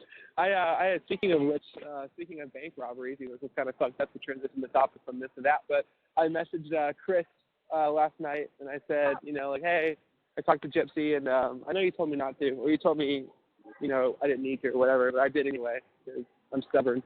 And I messaged her, and I said, hey, I talked to Gypsy tonight, and she told me all about you, and I just want to let you know that, like, the support group here is all praying for you, and we all hope that, the best happens. And she messaged me back, and she was like, oh, thank you. Gypsy is, like, my absolute best friend, and I know her from county. And I said, yeah, she told me that, you were, like, the only one that was there for her in county. So for that, I already love you and hope that you're doing all right. And, so I really hope that things work out for her. I can't imagine that fear, if it were me, I'd fucking, like, run to Mexico or something. Yeah. But. Well, thank you for that. Because it's like, I don't know if she has anybody out there. I know she has her boyfriend. But other than that, I don't know who else is out there for her. So I'm just. Yeah. I wonder how Chris is doing. Who? I wonder. Krista. Oh, we weren't close or nothing. Like, we're just roommates for a small time, and like we don't talk or anything. So like, I have no idea. Yeah. It's like one of those my face is people frozen. that come and I can't even. Yeah. Oh, well, but I did get a Christmas card from Becca today. Really? Yeah. That's awesome. Where is she? I think she's, I forgot to check the address, but she said she's got a car, and she's got a job working maintenance. Oh, that's right. She's free. Yeah. That's right, yeah. So I finally heard from her. Awesome. And she gave me her number and all, so I was so happy to hear from her. I was wondering how she was doing. Oh, yeah, I'm happy to hear that she's doing good. Yeah. I don't know if she's in the support group or not. Is she? I don't she think should be. I'm looking for that info, but since I have her information now, I'm going to give it to her so she can join. Yeah. Like, every day, every roommate yeah, that I awesome. make that leaves, I'm like, join the support group. Join my Remember me. support group. Yeah. You know. Yeah, I wonder if like the people that like had not seen the documentary and they get out and they probably see it and then and just open their eyes to the whole thing like holy shit, Yeah. I mean, But the good yeah, thing so is like they get to know me before they know my background, so they're not biased whenever they do see it. Right. They were able to remember me, as the roommate that they really liked or whatever. So that's the Aw. You have 1 minute left. Oh wait, hold on, I'm gonna call you right back. Okay. All right, 1 second. All right, love you. The Love you, caller bye. has hung up. Hello, this is a free call from Gypsy Blanchard. An offender at the Chillicothe Correctional Center. This call is from a correctional facility and may be monitored and recorded. To accept this free call, press 1. Thank you for using Securus. You may start the conversation You may start now. the conversation now. Hey. Oh, do you hear that too? No. Thank you for using Securus. You may Yes. start the conversation now. Yeah, I Wow. hear that. Okay. I was wondering. I'm like, Can you? that's cool. Did you hear me repeat the whole thing as it was saying it? Oh, that means that we can actually hear each other then, I guess, in that like little couple-second time frame. I can hear you in like whenever it says now, and you were still saying it, so I was able to hear that. Oh, okay. Oh, okay. All right. Well, anyway, what were we saying? Yeah, I remember when I was in your support group, it was only like 400 members when I joined, and now it's like 800, I think, almost 800. Oh my goodness. So I'm just like all these people just keep joining, and I had no idea who they are, and I figured it's just people who, it's like I didn't get invited to the support group until your mom messaged me on Facebook and asked if I wanted to join. So I didn't know it was a thing. So I wonder if these people are just like messaging your mom when they watch the documentary and they just go, hey, I saw your documentary, can I, I just want to I support her and all that, and then your mom just invites you to the support group. I wonder if that's how the process is. Also, I think it's also a majority is the family. So a lot of the Blanchard family members are in it, and right. It may have been somebody that was in prison with me, in county with me, somebody that wrote me, and I said, hey, I have a support page out there. Why don't you join? Here's the information. So it's just a lot of almost like recruiting almost. Well, how are the pen pals these days? I mean, I swear the only person I write is you.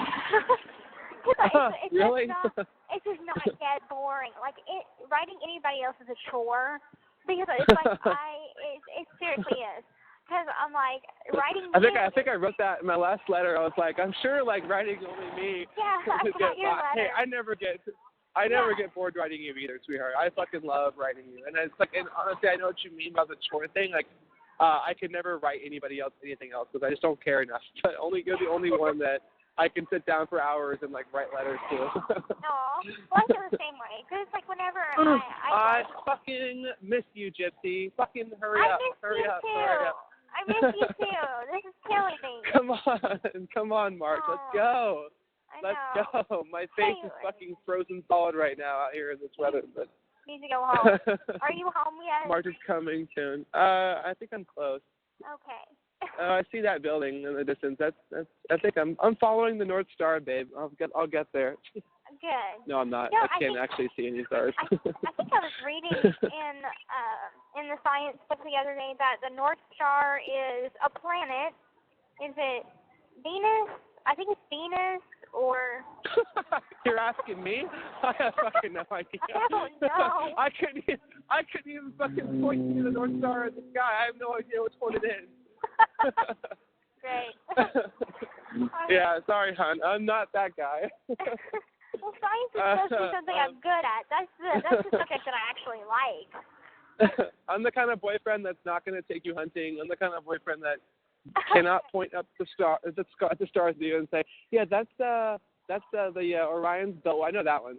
And that's the Big Dipper, and that's the one, and I like in the scene in the movie Shrek when just like looking up all that. Yeah, that's not. I don't know that shit. It's fine. Sorry. I don't. that stuff gets annoying sometimes. So. Yeah. Well, I am the kind of boyfriend though that'll teach you how to surf. I am the kind of boyfriend that'll take you scuba diving. Okay. I am, and I'll take you off-roading. We'll go mudding together. I can do that. I'm trying to think of like redneck manly things that I know how to do. Okay. I'll make a list and we'll go because I feel like I need points right now because I don't hunt. I don't like hunting. Like I'm one that I'm like I can't kill an innocent animal. For those think of the children. I just can't do that. And I told Mom the other day, I'm like, taxidermy? Don't get me started on how creepy taxidermy is to me. Oh, it's so fucked up. No, fucked up. Like I can understand if you like. You kill a buck and you're really proud of it, and it's like and you want to get the head mounted in your, man cave or whatever. That's like the only pass I'll give you on that. But like when people fucking will like taxidermy their dead dog, I'm like, that's fucking weird. Like, no. That's really weird. I don't want to like see my dead dog as a statue in my living room. That's really weird. Right. Like use it as like a table, like put a drink on it or something, and like I just feel bad. Like no. It's really fucked no. up. No. Yeah. Well. Yeah. But I'm not like the real redneck type of person anyway. Like I've never been, never been mudding, I would never eat roadkill. What?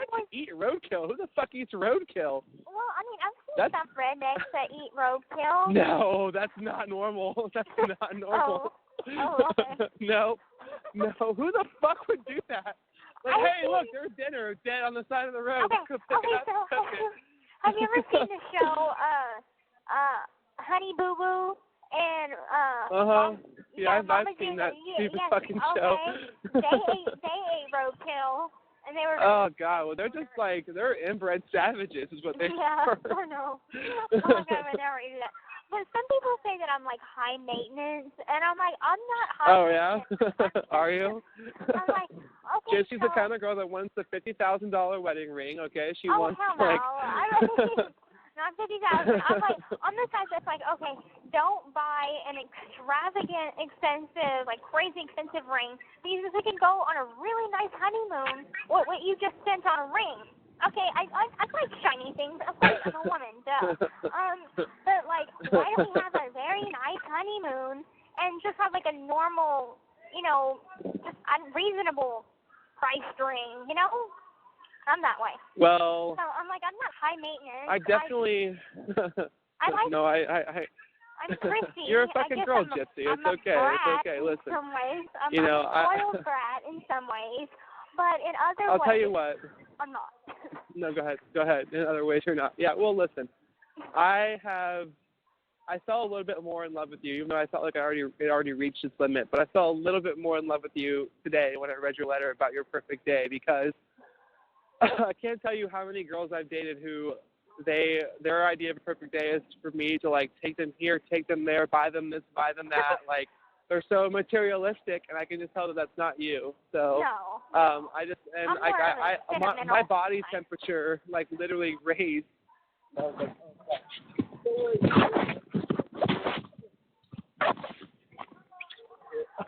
headphones died. Hello? What just happened? My headphones died. Oh. Anyway, here I am. But no, my body temperature was like raising as I was reading that because I was like, that's like literally all that I want to do every single day right now. It's like just come home with you, cook some dinner with you, show you how to make something. Like we could cook something together, make our own dinner together, and then just like watch a movie by the fireplace, have our little halfway grown. Not quite an adult, but not a puppy anymore. But also just like running around, and we just like lay down on the couch and put the footrest out, and just like have you lay on my chest and just watch a movie with you, and that just sounds fucking amazing. That's all that I want to do. It does. It's like my perfect day. It's like whenever you wrote that, I'm like, okay, a day in my perfect life. Is that sarcasm for my day in my perfect life? Right. Right. Well, I'll just tell you. You were able to realize that's not what I meant. Obviously, I know your perfect day isn't right now. Right.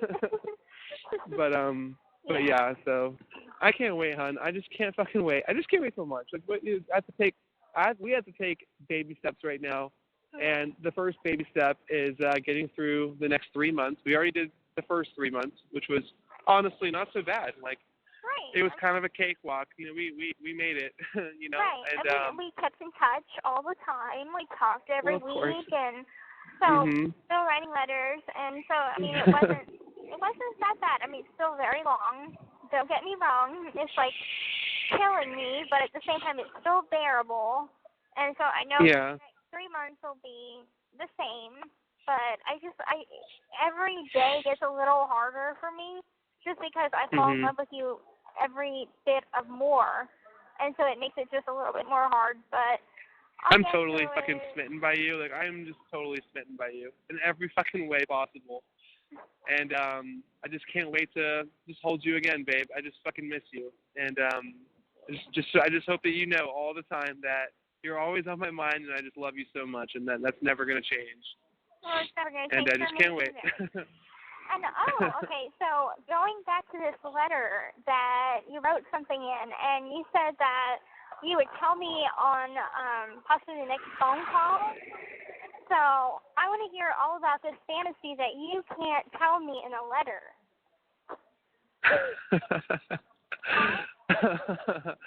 Okay.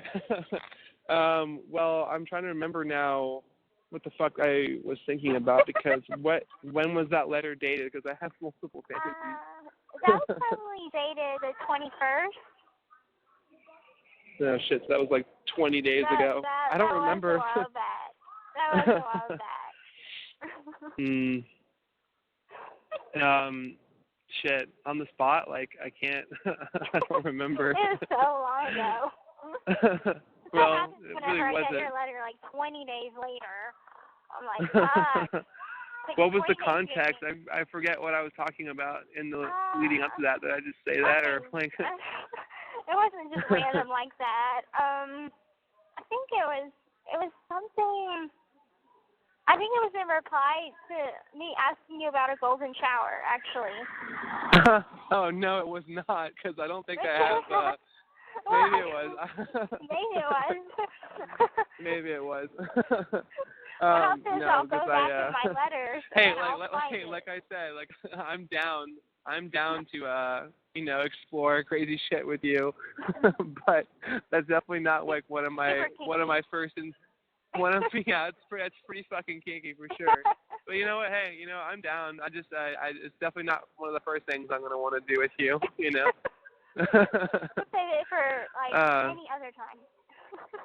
I think I just want to I have so many different ones, like so many ones I've actually like planned out how they would work and how we get away with it. Like there's one that like I wanted to fuck you in a library. I'm like, how would I get away with that? Like, a library. In the downtown Seattle library, they have a lot of these tables that are surrounded by moving what do you call them? Stacks, moving stacks. And you know what a stack is, right? So like a stack is just an aisle where all the books are, but they can move. You can basically box yourself in to a part of the library that has a table in it. And if somebody were to like pull a book off the shelf, they could look in right at us, but we have to be really quiet. So they have to just like, pin your hands behind your head and just like put my hand over your mouth, and then we can just like get away with it probably. Okay, and where's the craziest place you've ever had sex? Me, underneath the Space Needle. Oh, okay. Underneath the Space Needle, yeah. That's the craziest place I've ever had sex. The craziest place where it was, but at the same time, it was like 4 o'clock in the morning, and we were very, very well hidden. Okay. Like, honestly, I couldn't believe that you, had sex in the bathroom at a movie theater, because that, to me, is, like, really hard to get away with. Like, how in the fuck can someone get away with that? Especially when... It was in a guy stall, and, Exactly. Like, seeing a girl come into the... Like, what if somebody just, like, saw that? They just, like, saw a guy and a girl go into the bathroom. Like, that's the first thing I'm going to think, is that they're going in there to fuck. What? You didn't. Yeah, they had a guy in there, and I mean, it was. I guess it's like a bro code or whatever. Like, okay, a chick's going with you. Okay, cool. Okay. Bye. Yeah, I guess I would. I'd probably nod to, like, all right, let me get out of here. Well, You can right. do your thing. Right. But Yeah. Also, you ever heard of the Mile High Club? Yes. Yeah, I've heard of that. All right, so for us to join the Mile High Club, I feel like we have to be like in a pretend fight. I'm pretty sure I wrote that in a letter. You did, yeah. But you didn't call it that. So I don't know if you did. It had a title. Oh, and it's okay. called the Mile High Club, and but it's damn next to near impossible to get away with. Like it's pretty much impossible to get away with because everybody knows it's a thing. And if any like flight attendant or stewardess or whatever were to see you go into the bathroom, because first of all, bathrooms in a plane are incredibly fucking small. I don't know when the last time you saw one was, but they're well, yeah. Luckily you're small, yeah. But it's like I don't know how like we'd have to basically fuck standing up because there's like nowhere to like lean over. I can't like spread you across the sink or anything like that. Like you'd have to. It'd be definitely very hard to get away with. But that's not what I mean in terms of getting away with, meaning like just actually being able to do it. Just getting into the stall itself without somebody seeing you or saying something is like the hard part. Right. Because they and not to mention it's like a felony. So if you get caught, it's like, yeah, if you get caught, it's like did you know that if you're a guy and you piss in public and you get caught, you could be put on the sex offenders list? Yeah, like it's just like one of those. It's like one of those things, and I think I heard if you get, yeah, exactly, and I heard that if you get caught like having sex in the airplane, you can also get put on the sex offenders list for that too. So we're definitely gonna have to wait to even try until you're off parole. Oh, great. Could you just imagine that headline? That's another like felony. It would be in the news. It'd be like Gypsy Blanchard back in prison after getting caught having sex in the bathroom on the plane. Right. Oh, hell no. Violation of parole. Oh my God. Mike Ted would kill you. Yeah. Oh fuck yeah, he would. You would never live that down. No. Like, oh, there'll never. be no coming back Never.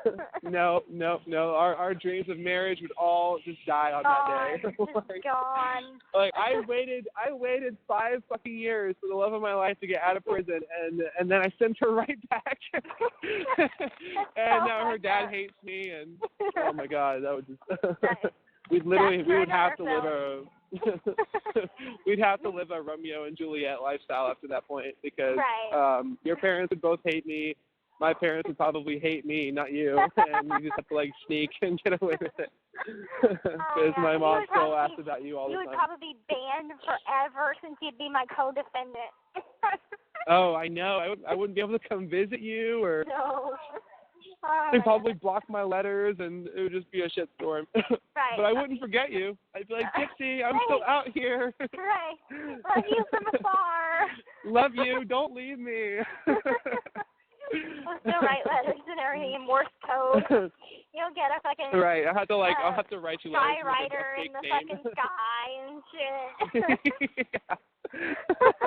I gotta send you like a letter from like a different name, like a Craig Henderson. Hey, this is Craig.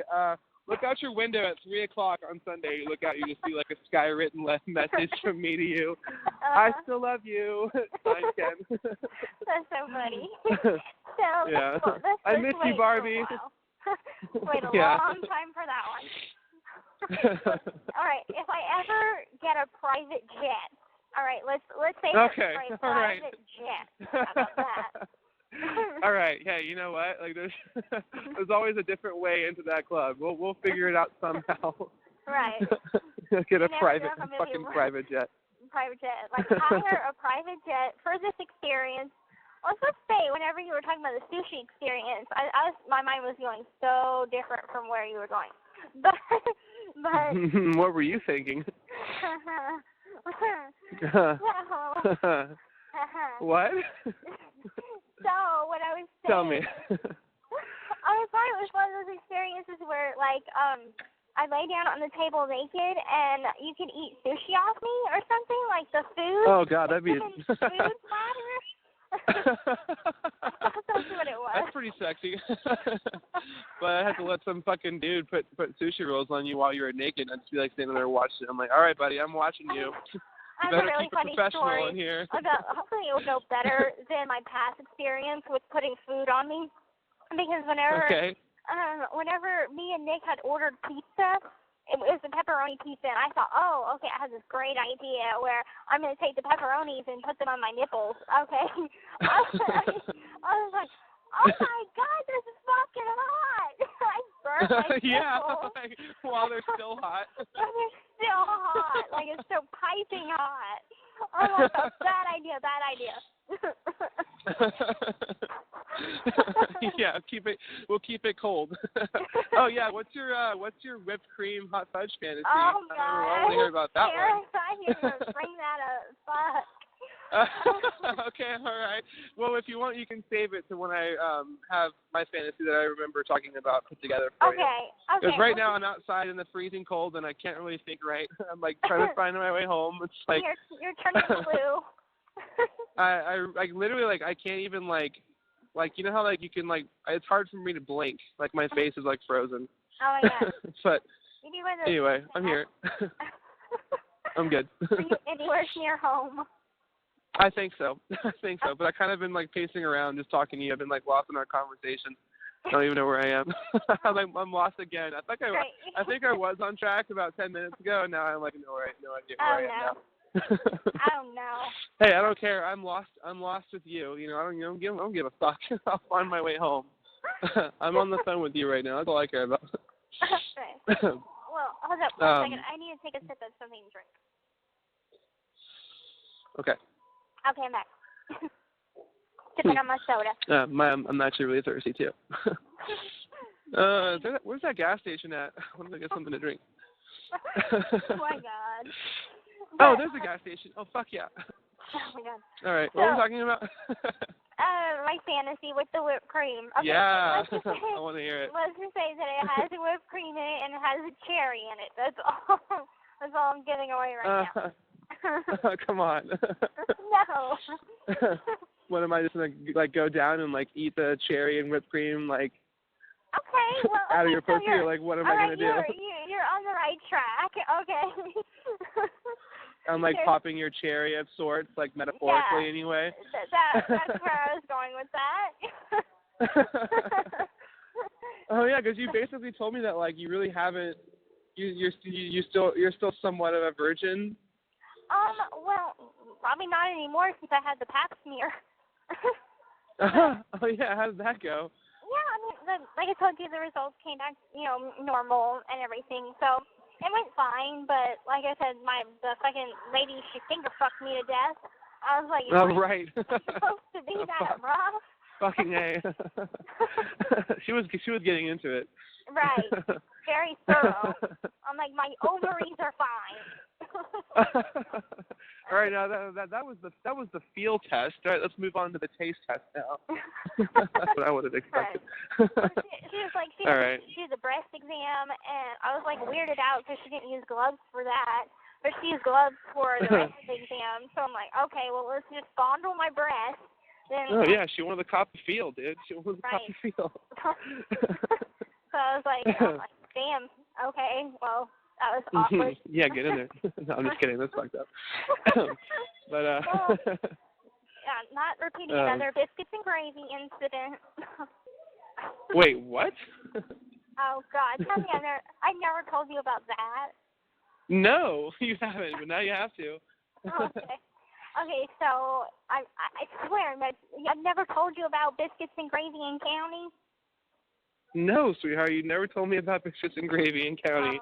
Oh God. Okay. Ooh, cherry Coke. Okay, so I better not be on speaker. I'm gonna kill you. No, I'm in a gas station right now buying a drink. Okay. Wait, what do I want? But I'm listening. Go ahead. I was in county. And I went to segregation for writing Nick on the walls of the recreation yard. And so I did 21 days in segregation. And anyway, What did you write? Oh, we were writing messages back and forth to each other. Oh, that's right. You know what? You told me about that. You told me about the writing messages. Yeah. because we were, like, kind of still together. Like, we're going to get through this, baby, and all that shit, and then you sign it, like, with your initials or whatever, yeah. Right, yeah. So anyway, we got caught, and I went to segregation. Well, anyways, they had a woman in there, and she's, like, big black woman. And anyway, she was talking about, like, that she was a full lesbian, and she was really hungry, and so that she would do a little something if I would give her my biscuits and gravy in the morning. And all I said was okay. And so, thank you. Yes. Wait, what? Hold on a second.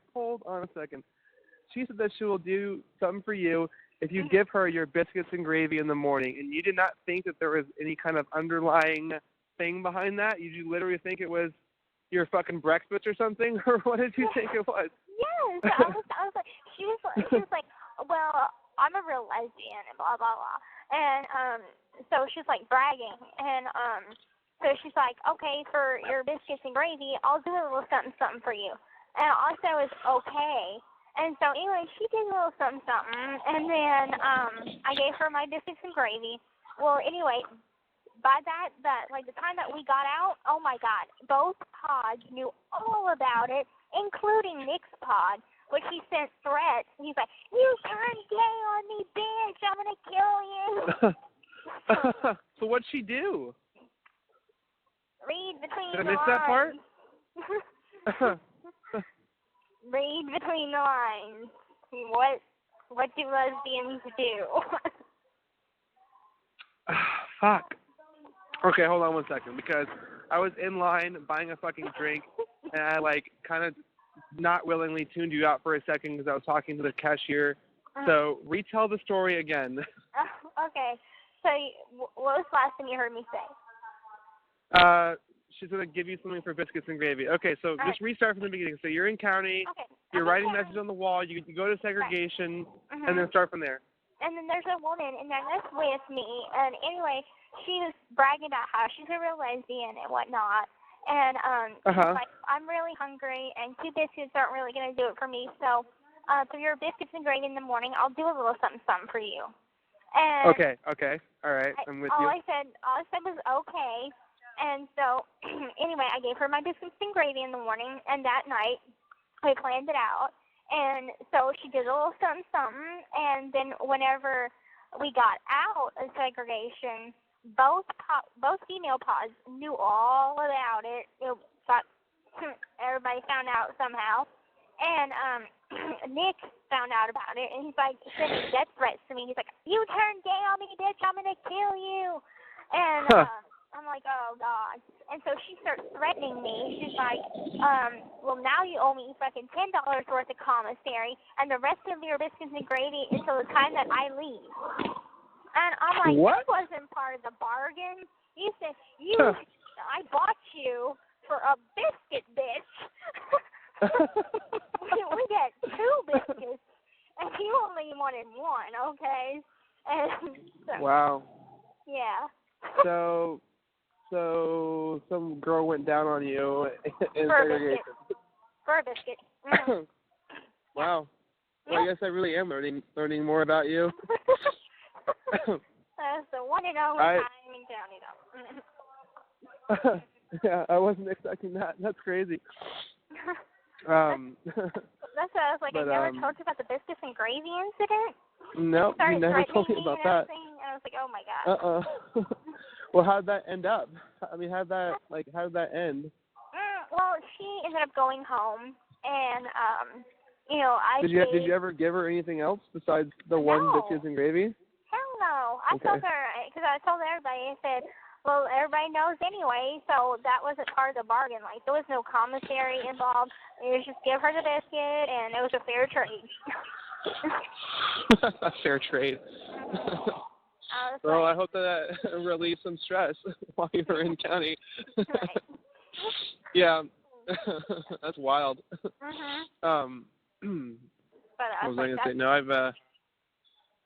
That's was she at least like cute in some way, or was she just like? Absolutely not. She no. was a fucking studly black chick, and that had a beard. Oh God. Oh God! Without, I don't even want to like picture it then. Right. I'm like, oh my God. But I was like, tuned I mean, out. that's kind of hot for a second, and then now you gave me those details, I'm like, it's well, like, no. never mind. Right. I mean, it's like whenever you go to jail, like, rarely is there a cute chick in there because they're all, like, fucked up from drugs. But, right. Yeah. It's not like well, I have a somewhat of a funny counter story to that. One time this is when I used to live in Florida, and there's this one road in South Florida. It's called Dixie Highway, and it's like very well known as like a prostitution street. Like that's where like prostitutes will walk down that street, and you just go pick them up and do your thing, bing, bang, boom, and you get rid of them. And so I was walking down the street one night. It was like, I don't know, maybe midnight. I was like walking home from a bar or something. This was back in like 2013, 2014 or so. And I'm walking home, and a car pulls over next to me, and it's a dude. And he's like, "Hey, man, you need a ride?" And I was like, I mean, I live like a mile down the street. Like, are you sure? Yeah, I don't know what. I was kind of drunk, so I was like, "Hey, free ride? Fuck yeah!" Like, yeah, I'll take this. This is like back before Uber was. I don't know if you know what Uber is, but this is back before Uber was a thing. So Uber is like a phone app where you can call a cab that comes it like tracks your GPS, and a cab will come pick you up. Mm-hmm. It's a huge thing here in Seattle. Anyway, for people who don't have cars, like you just call an Uber, and the car will come pick you up, take you home within like a few minutes. And anyway, so I'm walking home, and this car pulls over next to me, and he's like, "Hey, man, you need a ride?" I was like, I live like a mile down the road. But sure, yeah, hell yeah. So I get in the car, I'm like thinking to myself, I'm like, it's like this like scrawny dude, like if he tries anything, I'll fuck him up. So I'm not worried about him like killing me or, robbing me or anything like that. So I'm like, yeah, dude, I'll get in the car. Even though they say it's not safe to get in the car with strangers, let's go. And I get in, and we're driving. And he put his hand on my fucking leg and starts like grabbing my leg. I'm like, what are you doing? He's just like, I'll blow you and I'll pay you $20. And I'm like, what the fuck? I'm like, no, wait, hold on a second. You want to pay me $20 and blow me? What do you get out of this? Right. The satisfaction of sucking a dude's dick, or are you just gay? You just want to suck a dude's dick and you're gonna pay me to do it? What? I was like, you know what? If I was gay, that'd be one hell of a deal, but I'm gonna pass. I'm like, I made him pull over and get out. I made him pull over and let me get out. I'm like, all right, you can just pull over right here. I'm good. Like, if it was anyone, I remember telling my friend that story. He was like, if it were me, I would have punched him right in the face, right then and there. And I'm like, believe me, I was definitely thrown off guard, but, like, I'm still trying to figure out, like, and then I was like, oh, because I was walking on Dixie Highway, and he probably thought I was a fucking gay prostitute or something. Oh, because, like I said, the only reason people walk down Dixie Highway is, like, if you're a prostitute or if you're just a drunk guy going home, apparently. And I guess he thought that I was, somewhat of the first category. Wow. And I just remember thinking to myself, I'm like, wow, this guy... is that how it works in the gay prostitution community? The gay prostitutes get paid to have their dick sucked? Like, I don't know. I've never met one before. Like, I've met some female prostitutes, and I mean, it's quite amazing. It's the opposite. Yeah. It's quite amazing what a guy will fuck, because I've seen some fucking ugly ass women that I'm like, what the fuck? Who would? Dude, fuck would fuck you? I'm just saying. Hey, there are some nasty fucking dudes out there that are probably just as equally gross and can't get laid in any other way, so they'll take whatever they can get, I guess. Yeah. There was the time that I was seriously considering prostitution. What? Yeah, there was a time that I considered prostitution. It's whenever I was thinking of everything whenever I ran away from home. I was like I wrote a letter to my mom, and I think I told her, I'm like, I'm going up to St. Louis, even though I was going the opposite direction. I was going to Arkansas. Arkansas, yeah. And anyway, I was like, I know that I'm going to be homeless, and I'm not going to have a job or any money, so I was considering prostitution. And so whenever my mom brought me back, I was like, I'm going to go be a prostitute. And she's like, oh my God, you'd rather go be a prostitute on the street than live with me? And I said, yeah. Yeah, how fucked up is that? Yeah. Jeez. I remember, I thought it was like glamorous life or some shit, because I'm like, oh, they have a pimp, and they get taken care of, and whatnot. Yeah, but do you know what it's like the pimp thing is horrible, because like all the money you get from being a prostitute, you have to give all of it to the pimp. You get to keep none of it. And in return, he just takes care of you and calls you his number one bitch and whatever. And Right. You know, it's shitty actually. I actually had a really good friend of mine who like had been through like the sex slave or sex trade industries. Like she got pimped out when she was younger, and like I was just hearing all these stories, and like it's really shitty, like how fucked up the world can be with things like that, like the sex trade industry. It's like these girls just get fucked and they don't get to keep any of the money, and like what do you like what do you get out of it? Like where do you find the happiness? And just the happiness of having somebody who loves them and takes care of them, and it's meaning the pimp. And I'm like, okay, all right, I guess I just wouldn't understand that. And it's like the same people like I've never once had sex with a prostitute, and I never would, only because I think it's just a horrible thing. Because with that situation, like it's, you know, because these girls don't want to fuck you. Like I think it's kind of fucked up that you have to pay somebody to get laid. A, like how pathetic is that? And B, it's like these girls don't actually want to fuck you. Like they're giving you their body, which is like the only thing they really have in exchange for money because they need to, you know. And I'd rather just like give them fucking $20 and just say, just take it and just go buy yourself a shower or something, you know, than like, I don't know, because I'm a fucking bitch, I guess. Like I would never fuck a prostitute. No, because you're a good guy. You're a good guy, and you're a sweetheart. Oh, come on. No, I'm not. I'm a tough, edgy guy. Okay, I'm a badass. All right. Okay. Yeah. Okay. So I'll say, okay, you have two different sides. Okay. So you may have a darker side, but like 99% is the complete softie. It's like a teddy bear. I just want to cuddle it. Oh no, that's not what you think of me, is it? Yeah. Well, I hope that's a good thing. Yeah. All right. Yeah. Well, just wait till we spend some more time in person together. I'll show you how much of a bad boy I really am. Right. Mm-hmm. No, I'm just kidding. Okay, we'll see about that. It's funny. Like your mom was, she posted something on her Facebook about apparently like your dad gets a lot of messages from women asking them if he's happily married, like, hey, are you happily married, or like what's going on, and like, you know, you want to hang out sometime or whatever. And like obviously your dad goes and tells Christy about it because your dad's a good guy. He just like laughs about it, like look at all this shit, this is funny. And then Christy said that the same thing happens to her. Like people would message her and she's like, oh, people ask me if I'm happily married or if I'm taken and this and that. And like she posted this message to the support group, and she's just like saying, look at all these dirty people who are just like hitting me up and hitting my husband up and this and that. And like I posted a comment saying like, what? You're married? What are you talking about? By the way, do you have any plans this weekend? and she thought that was funny. But that's funny. But I think it's funny when you look at her profile. It says married to Rod Blanchard. It's like why would somebody message her saying, hey, are you married? Right. Anyway. Well, I mean, the women in here, they absolutely go goo goo gaga for my dad. I've had so many roommates that are like, your dad is so hot. And I'm like, and they go into detail, and I'm like, ew, my dad. Yeah. Just like, shut up, I don't want to know. Keep your fantasies to yourself about my dad, please. Yeah, I don't want to hear about it. Right. Becca was one. Becca had the biggest crush on my dad. And I'm like, whenever Mom and Dad were having issues, marital issues, Becca joked with me. She wasn't serious, but she was joking. She's like, I can meet your new stepmother. She's like your age. Oh my God.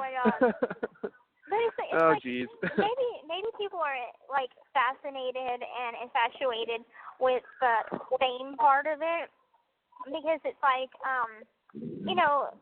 there's people that are hitting on my dad, there's people hitting on Mom, there's people hitting on me.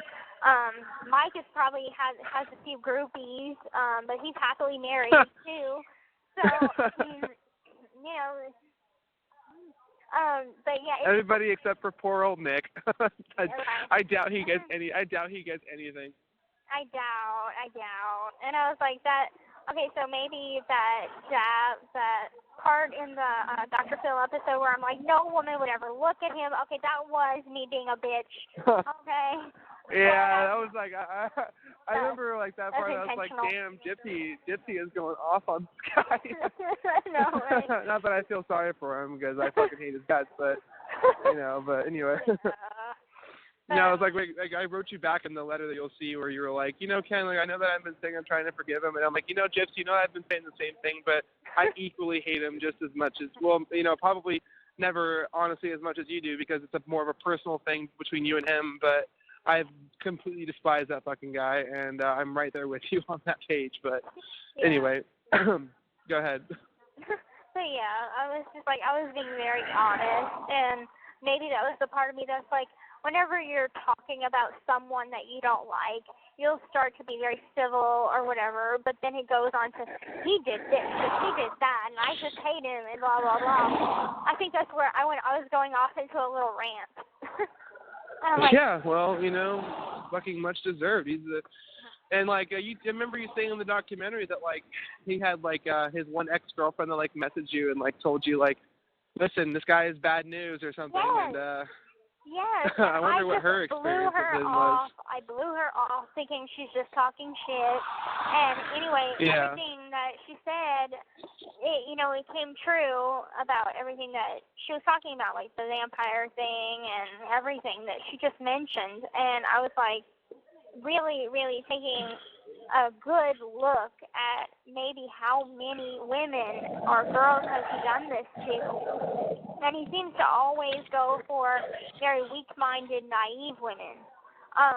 And so I'm like, that is predator written all over him. If he's looking for the weak ones that are just like lonely, and a lot of people are like, how the fuck did you end up with a loser like that? And I'm like, it was a lonely moment.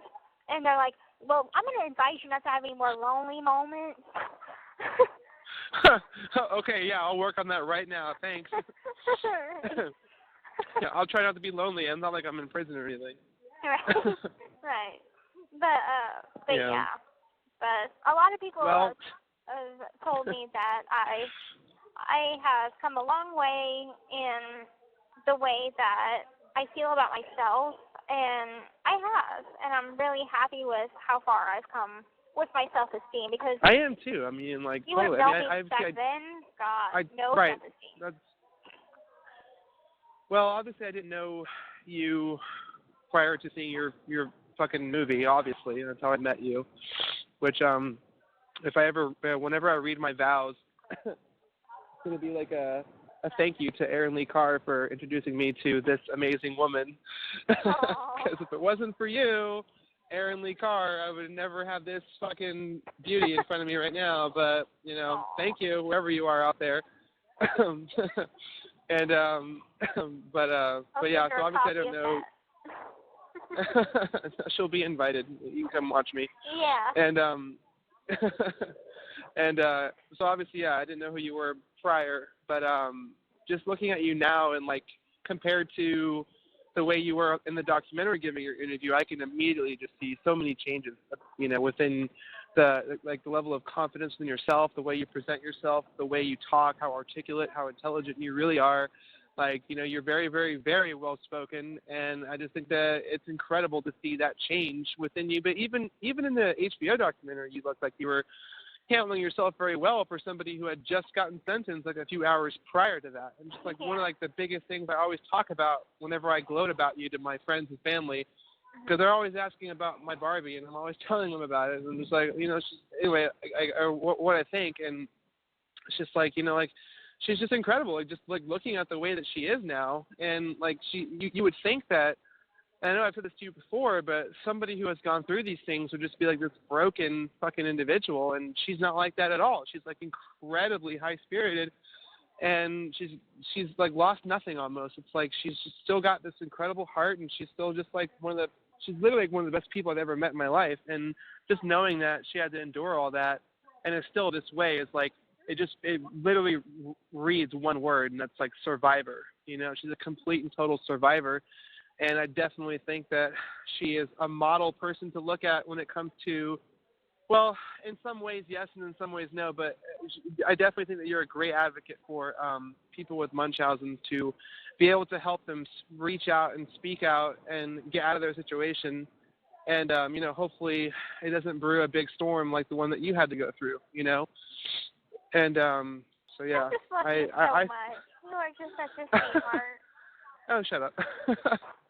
That's how I it's just honestly like whenever I describe that, that's like what I say, and I've always believed it. And I fucking love you so much too, sweetheart. I really do fucking love you. My life would never be the same. I'm just so happy you came into it, because I don't know what I would be doing right now had I not met you 7-8 months ago. I actually didn't remember the day of May 24th. That was the first day I wrote you. So it's literally been 7 months almost. Yeah. Well, you have that very first letter now, but I have all the rest, so I'll be saving them. And perhaps, okay, babe. Make another binder and put all of your letters, all of my letters. Maybe we can even put them like how you write me a letter and then I'll write you a letter, and we can kind of put it together that way, so it's a continuous dialogue all the way through. Hey, hold on 1 second. Good. I got to change something here. 1 second, and we are good to good. Good. Yeah, I was just thinking, hey, hold on 1 second, but we're good now. Okay. Good. But no, I love that idea. Like it'd be one hell of a long scrapbook if we just put all of our letters together with it, like my response to your response to my response to your response. But keep going and keep going. But it would be its own binder. It'd be its own thing, And we have still like years ahead of us. Like imagine, like this is only 7 months of us writing each other. Like once we hit the 1 year mark, the 2 year mark, the 3 year mark, I'm gonna have to have a fucking like moving box outside in the garage, just like full of your letters, where I don't know where else to put them. Full of stuff. Like a laundry basket, just like full of letters, and they're just gonna keep growing because I'm never gonna stop writing you. Oh, well, I'm not gonna stop writing you. That's the one thing that I, long to have is letters from you, because it's like it keeps me going every week, and it gives me something to look forward to.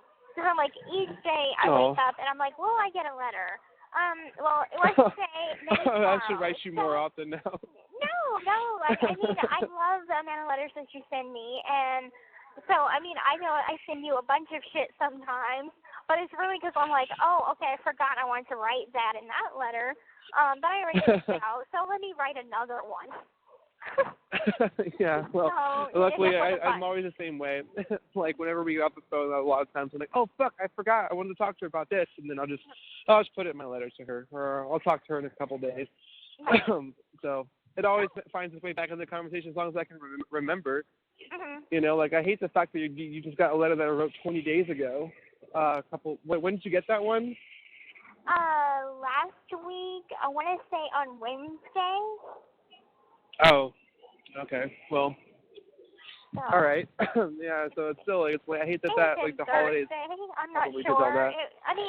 You did write that that I wouldn't get it till after Thanksgiving, which I did. So I mean. Yeah, long after. Long after. But I'm thinking maybe it's just because you live so far away. That coupled in with the holidays, but anyway, it should clear up hopefully by the end of December, like come January, because like I notice even now, like in the summertime and the fall time, the mail would always come by like noon, and I always check the mail every day. Check the mail every day, and it would always come by noon. Lately, it always comes at like 4 or 5 because it's just like the Christmas season. Like mail is like so crazy. It's not even a matter of like the holidays, people not delivering. It's just a matter of the amount of mail that's being shipped across the world right now between, it just takes longer sometimes. I don't know, but you should be getting a couple letters from me this week. So today's Monday, so we still have But I just fucking love you, and I just want you to know that by sending you as much as I can. Just know that I never forget about you. Well, I never forget about you either. And, I want to ask you a question. Okay. This call is from a correctional facility and may be monitored and recorded. I I love how cute you are when you remember things. You're just like, oh. I'm like, oh. Go ahead. I know. Like, I love it. That. I love it. Okay, so I asked you this. That was one of the questions that I wrote down in the letter. But since I have you on the phone, I'll ask you now. Okay, so what kind of presents or gifts do you like for birthdays, holidays, things like that? Because I was talking to Mom the other day, and I'm like, so what does Dad want? And she's like, oh, you know, he's a guy. He says whatever he wants, he'll buy it himself. And I'm like, I wonder if Ken's like that. So I was wondering, you know, like literally the exact same answer I have. It's like it's so fucking funny that you say that right now, because I was just having this conversation like this morning with my roommate, and we were thinking about a present to get for Eric, and Joaquin, was my roommate, was like, what should we get him? Because I don't know what to get him. I was like, honestly, I don't know either. Like, whenever I want something, I just buy it myself. I don't know. Like, I don't know what to get. You know, I don't know if he's so. I don't know. Like, let's just, like, I don't want to get him a gift card because a gift card is so fucking lame. So I was thinking maybe Seahawks tickets to a football game. You know. Right. Yeah. But still, it's like, oh man, you mean so much to me. Here's a gift card. Like, it's just like it's not very personal. Like, it's kind of like the easy way out. Like, I was in line at the grocery store and I saw this Applebee's gift card. Hey, go have dinner on me. Boom. Lame. but so I figured we'll get him Seahawks tickets. Anyway, but talking about me, all that I want for birthdays and holidays in the future is just you wrapped in a big, pretty red bow. That's all I want. Oh, well, you're going to get that in addition to something else. I just have to figure out what you like and what are things that I could get you in the future. So. Gotta figure that out. Let's see. Anything that has to do with my favorite sports team, the Cowboys. Okay. I love it. It could be a T-shirt with the Cowboys logo on it. I love it. It could be, you know, it's funny. Like, you're a Saints fan. I used to hate the Saints.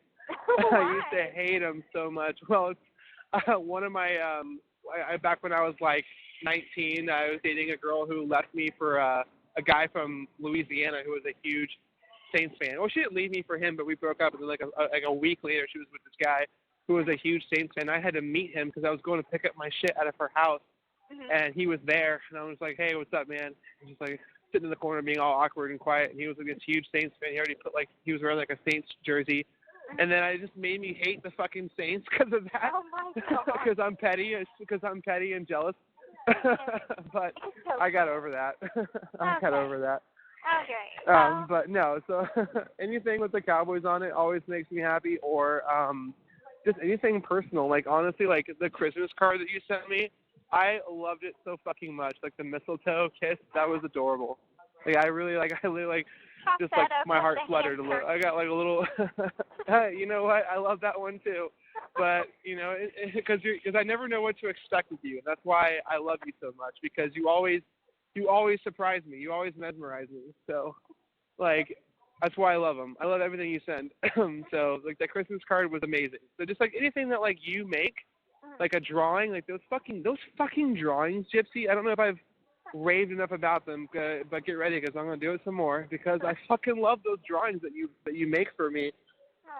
Like the Soulmates one and the Angel of Mine one and all those ones that you've made. The one with Balto, like, they're so fucking incredibly drawn. Like, really, like, I'm not just saying that because I love you and being nice. Like, they're fucking incredible. So just stuff like that from you, just amazing. Yeah, I love it. I can't wait for you to get your Christmas gift. So it'll be. Oh, fucking wait! I can't wait. I'm getting it this week, so probably on Thursday I'll go pick it up and send it to you. I cannot wait. I also can't wait for the big one. What? I said I'm so excited, but especially excited for the big one. The big one, you know, it's coming along really, really good, and whenever you come visit me, I might have you pick it up, because I don't know how much it's going to be to ship to Seattle. Well, all right. No, I can't wait to come pick it up. 150 stamps. Okay. No. Well, we'll wait till March, and I'll come, and I can get it in between visits. So like after our first visit, I can go pick it up and then sit in the car and look at it for an hour and then come back in and we can talk all about how amazing it is. We can do it that way if you want. Okay, it's a plan. We'll figure it out. We'll figure it out. Maybe like, okay, you did, you know, after our visit, you go pick it up like you said, and because all you have to do is just tell them, right, that desk, I guess, that you had checked in at, you give them my name and let them know that you need to pick up a package, and they'll give you the package, and so, you know, maybe for your second visit. I don't know where you're going. Yeah, well, awesome. Yeah, and I'm thinking I'll probably just, what? You talking to somebody or are you talking to me? I don't know, I thought you were talking to somebody. No, there was a fucking car, like, backing out. And I was like, I don't know where you're going. Because he kept backing up and going forward and going back and going forward. And I was like, I don't know where you're fucking going. Anyway, but yeah, no, that sounds good. Yeah. And, God damn it, I just can't fucking wait for a three-day visit. 3-day visit. Mm-hmm. Well, actually, I think the first one will only be... Right. Hopefully, right? Because they're going to put me down as the SO like on the first time I'm coming, right? Or is it going to be the second time I come? I keep forgetting. Okay, so the way that I'm setting it up is the Friday. I mean, which day do you want to spend 8 hours Gypsy, with me? I just want to let you know right now my phone is on 1%. So okay. If the phone cuts out, it's not me hanging up. Okay, that's fine. Okay, so what day do you want to spend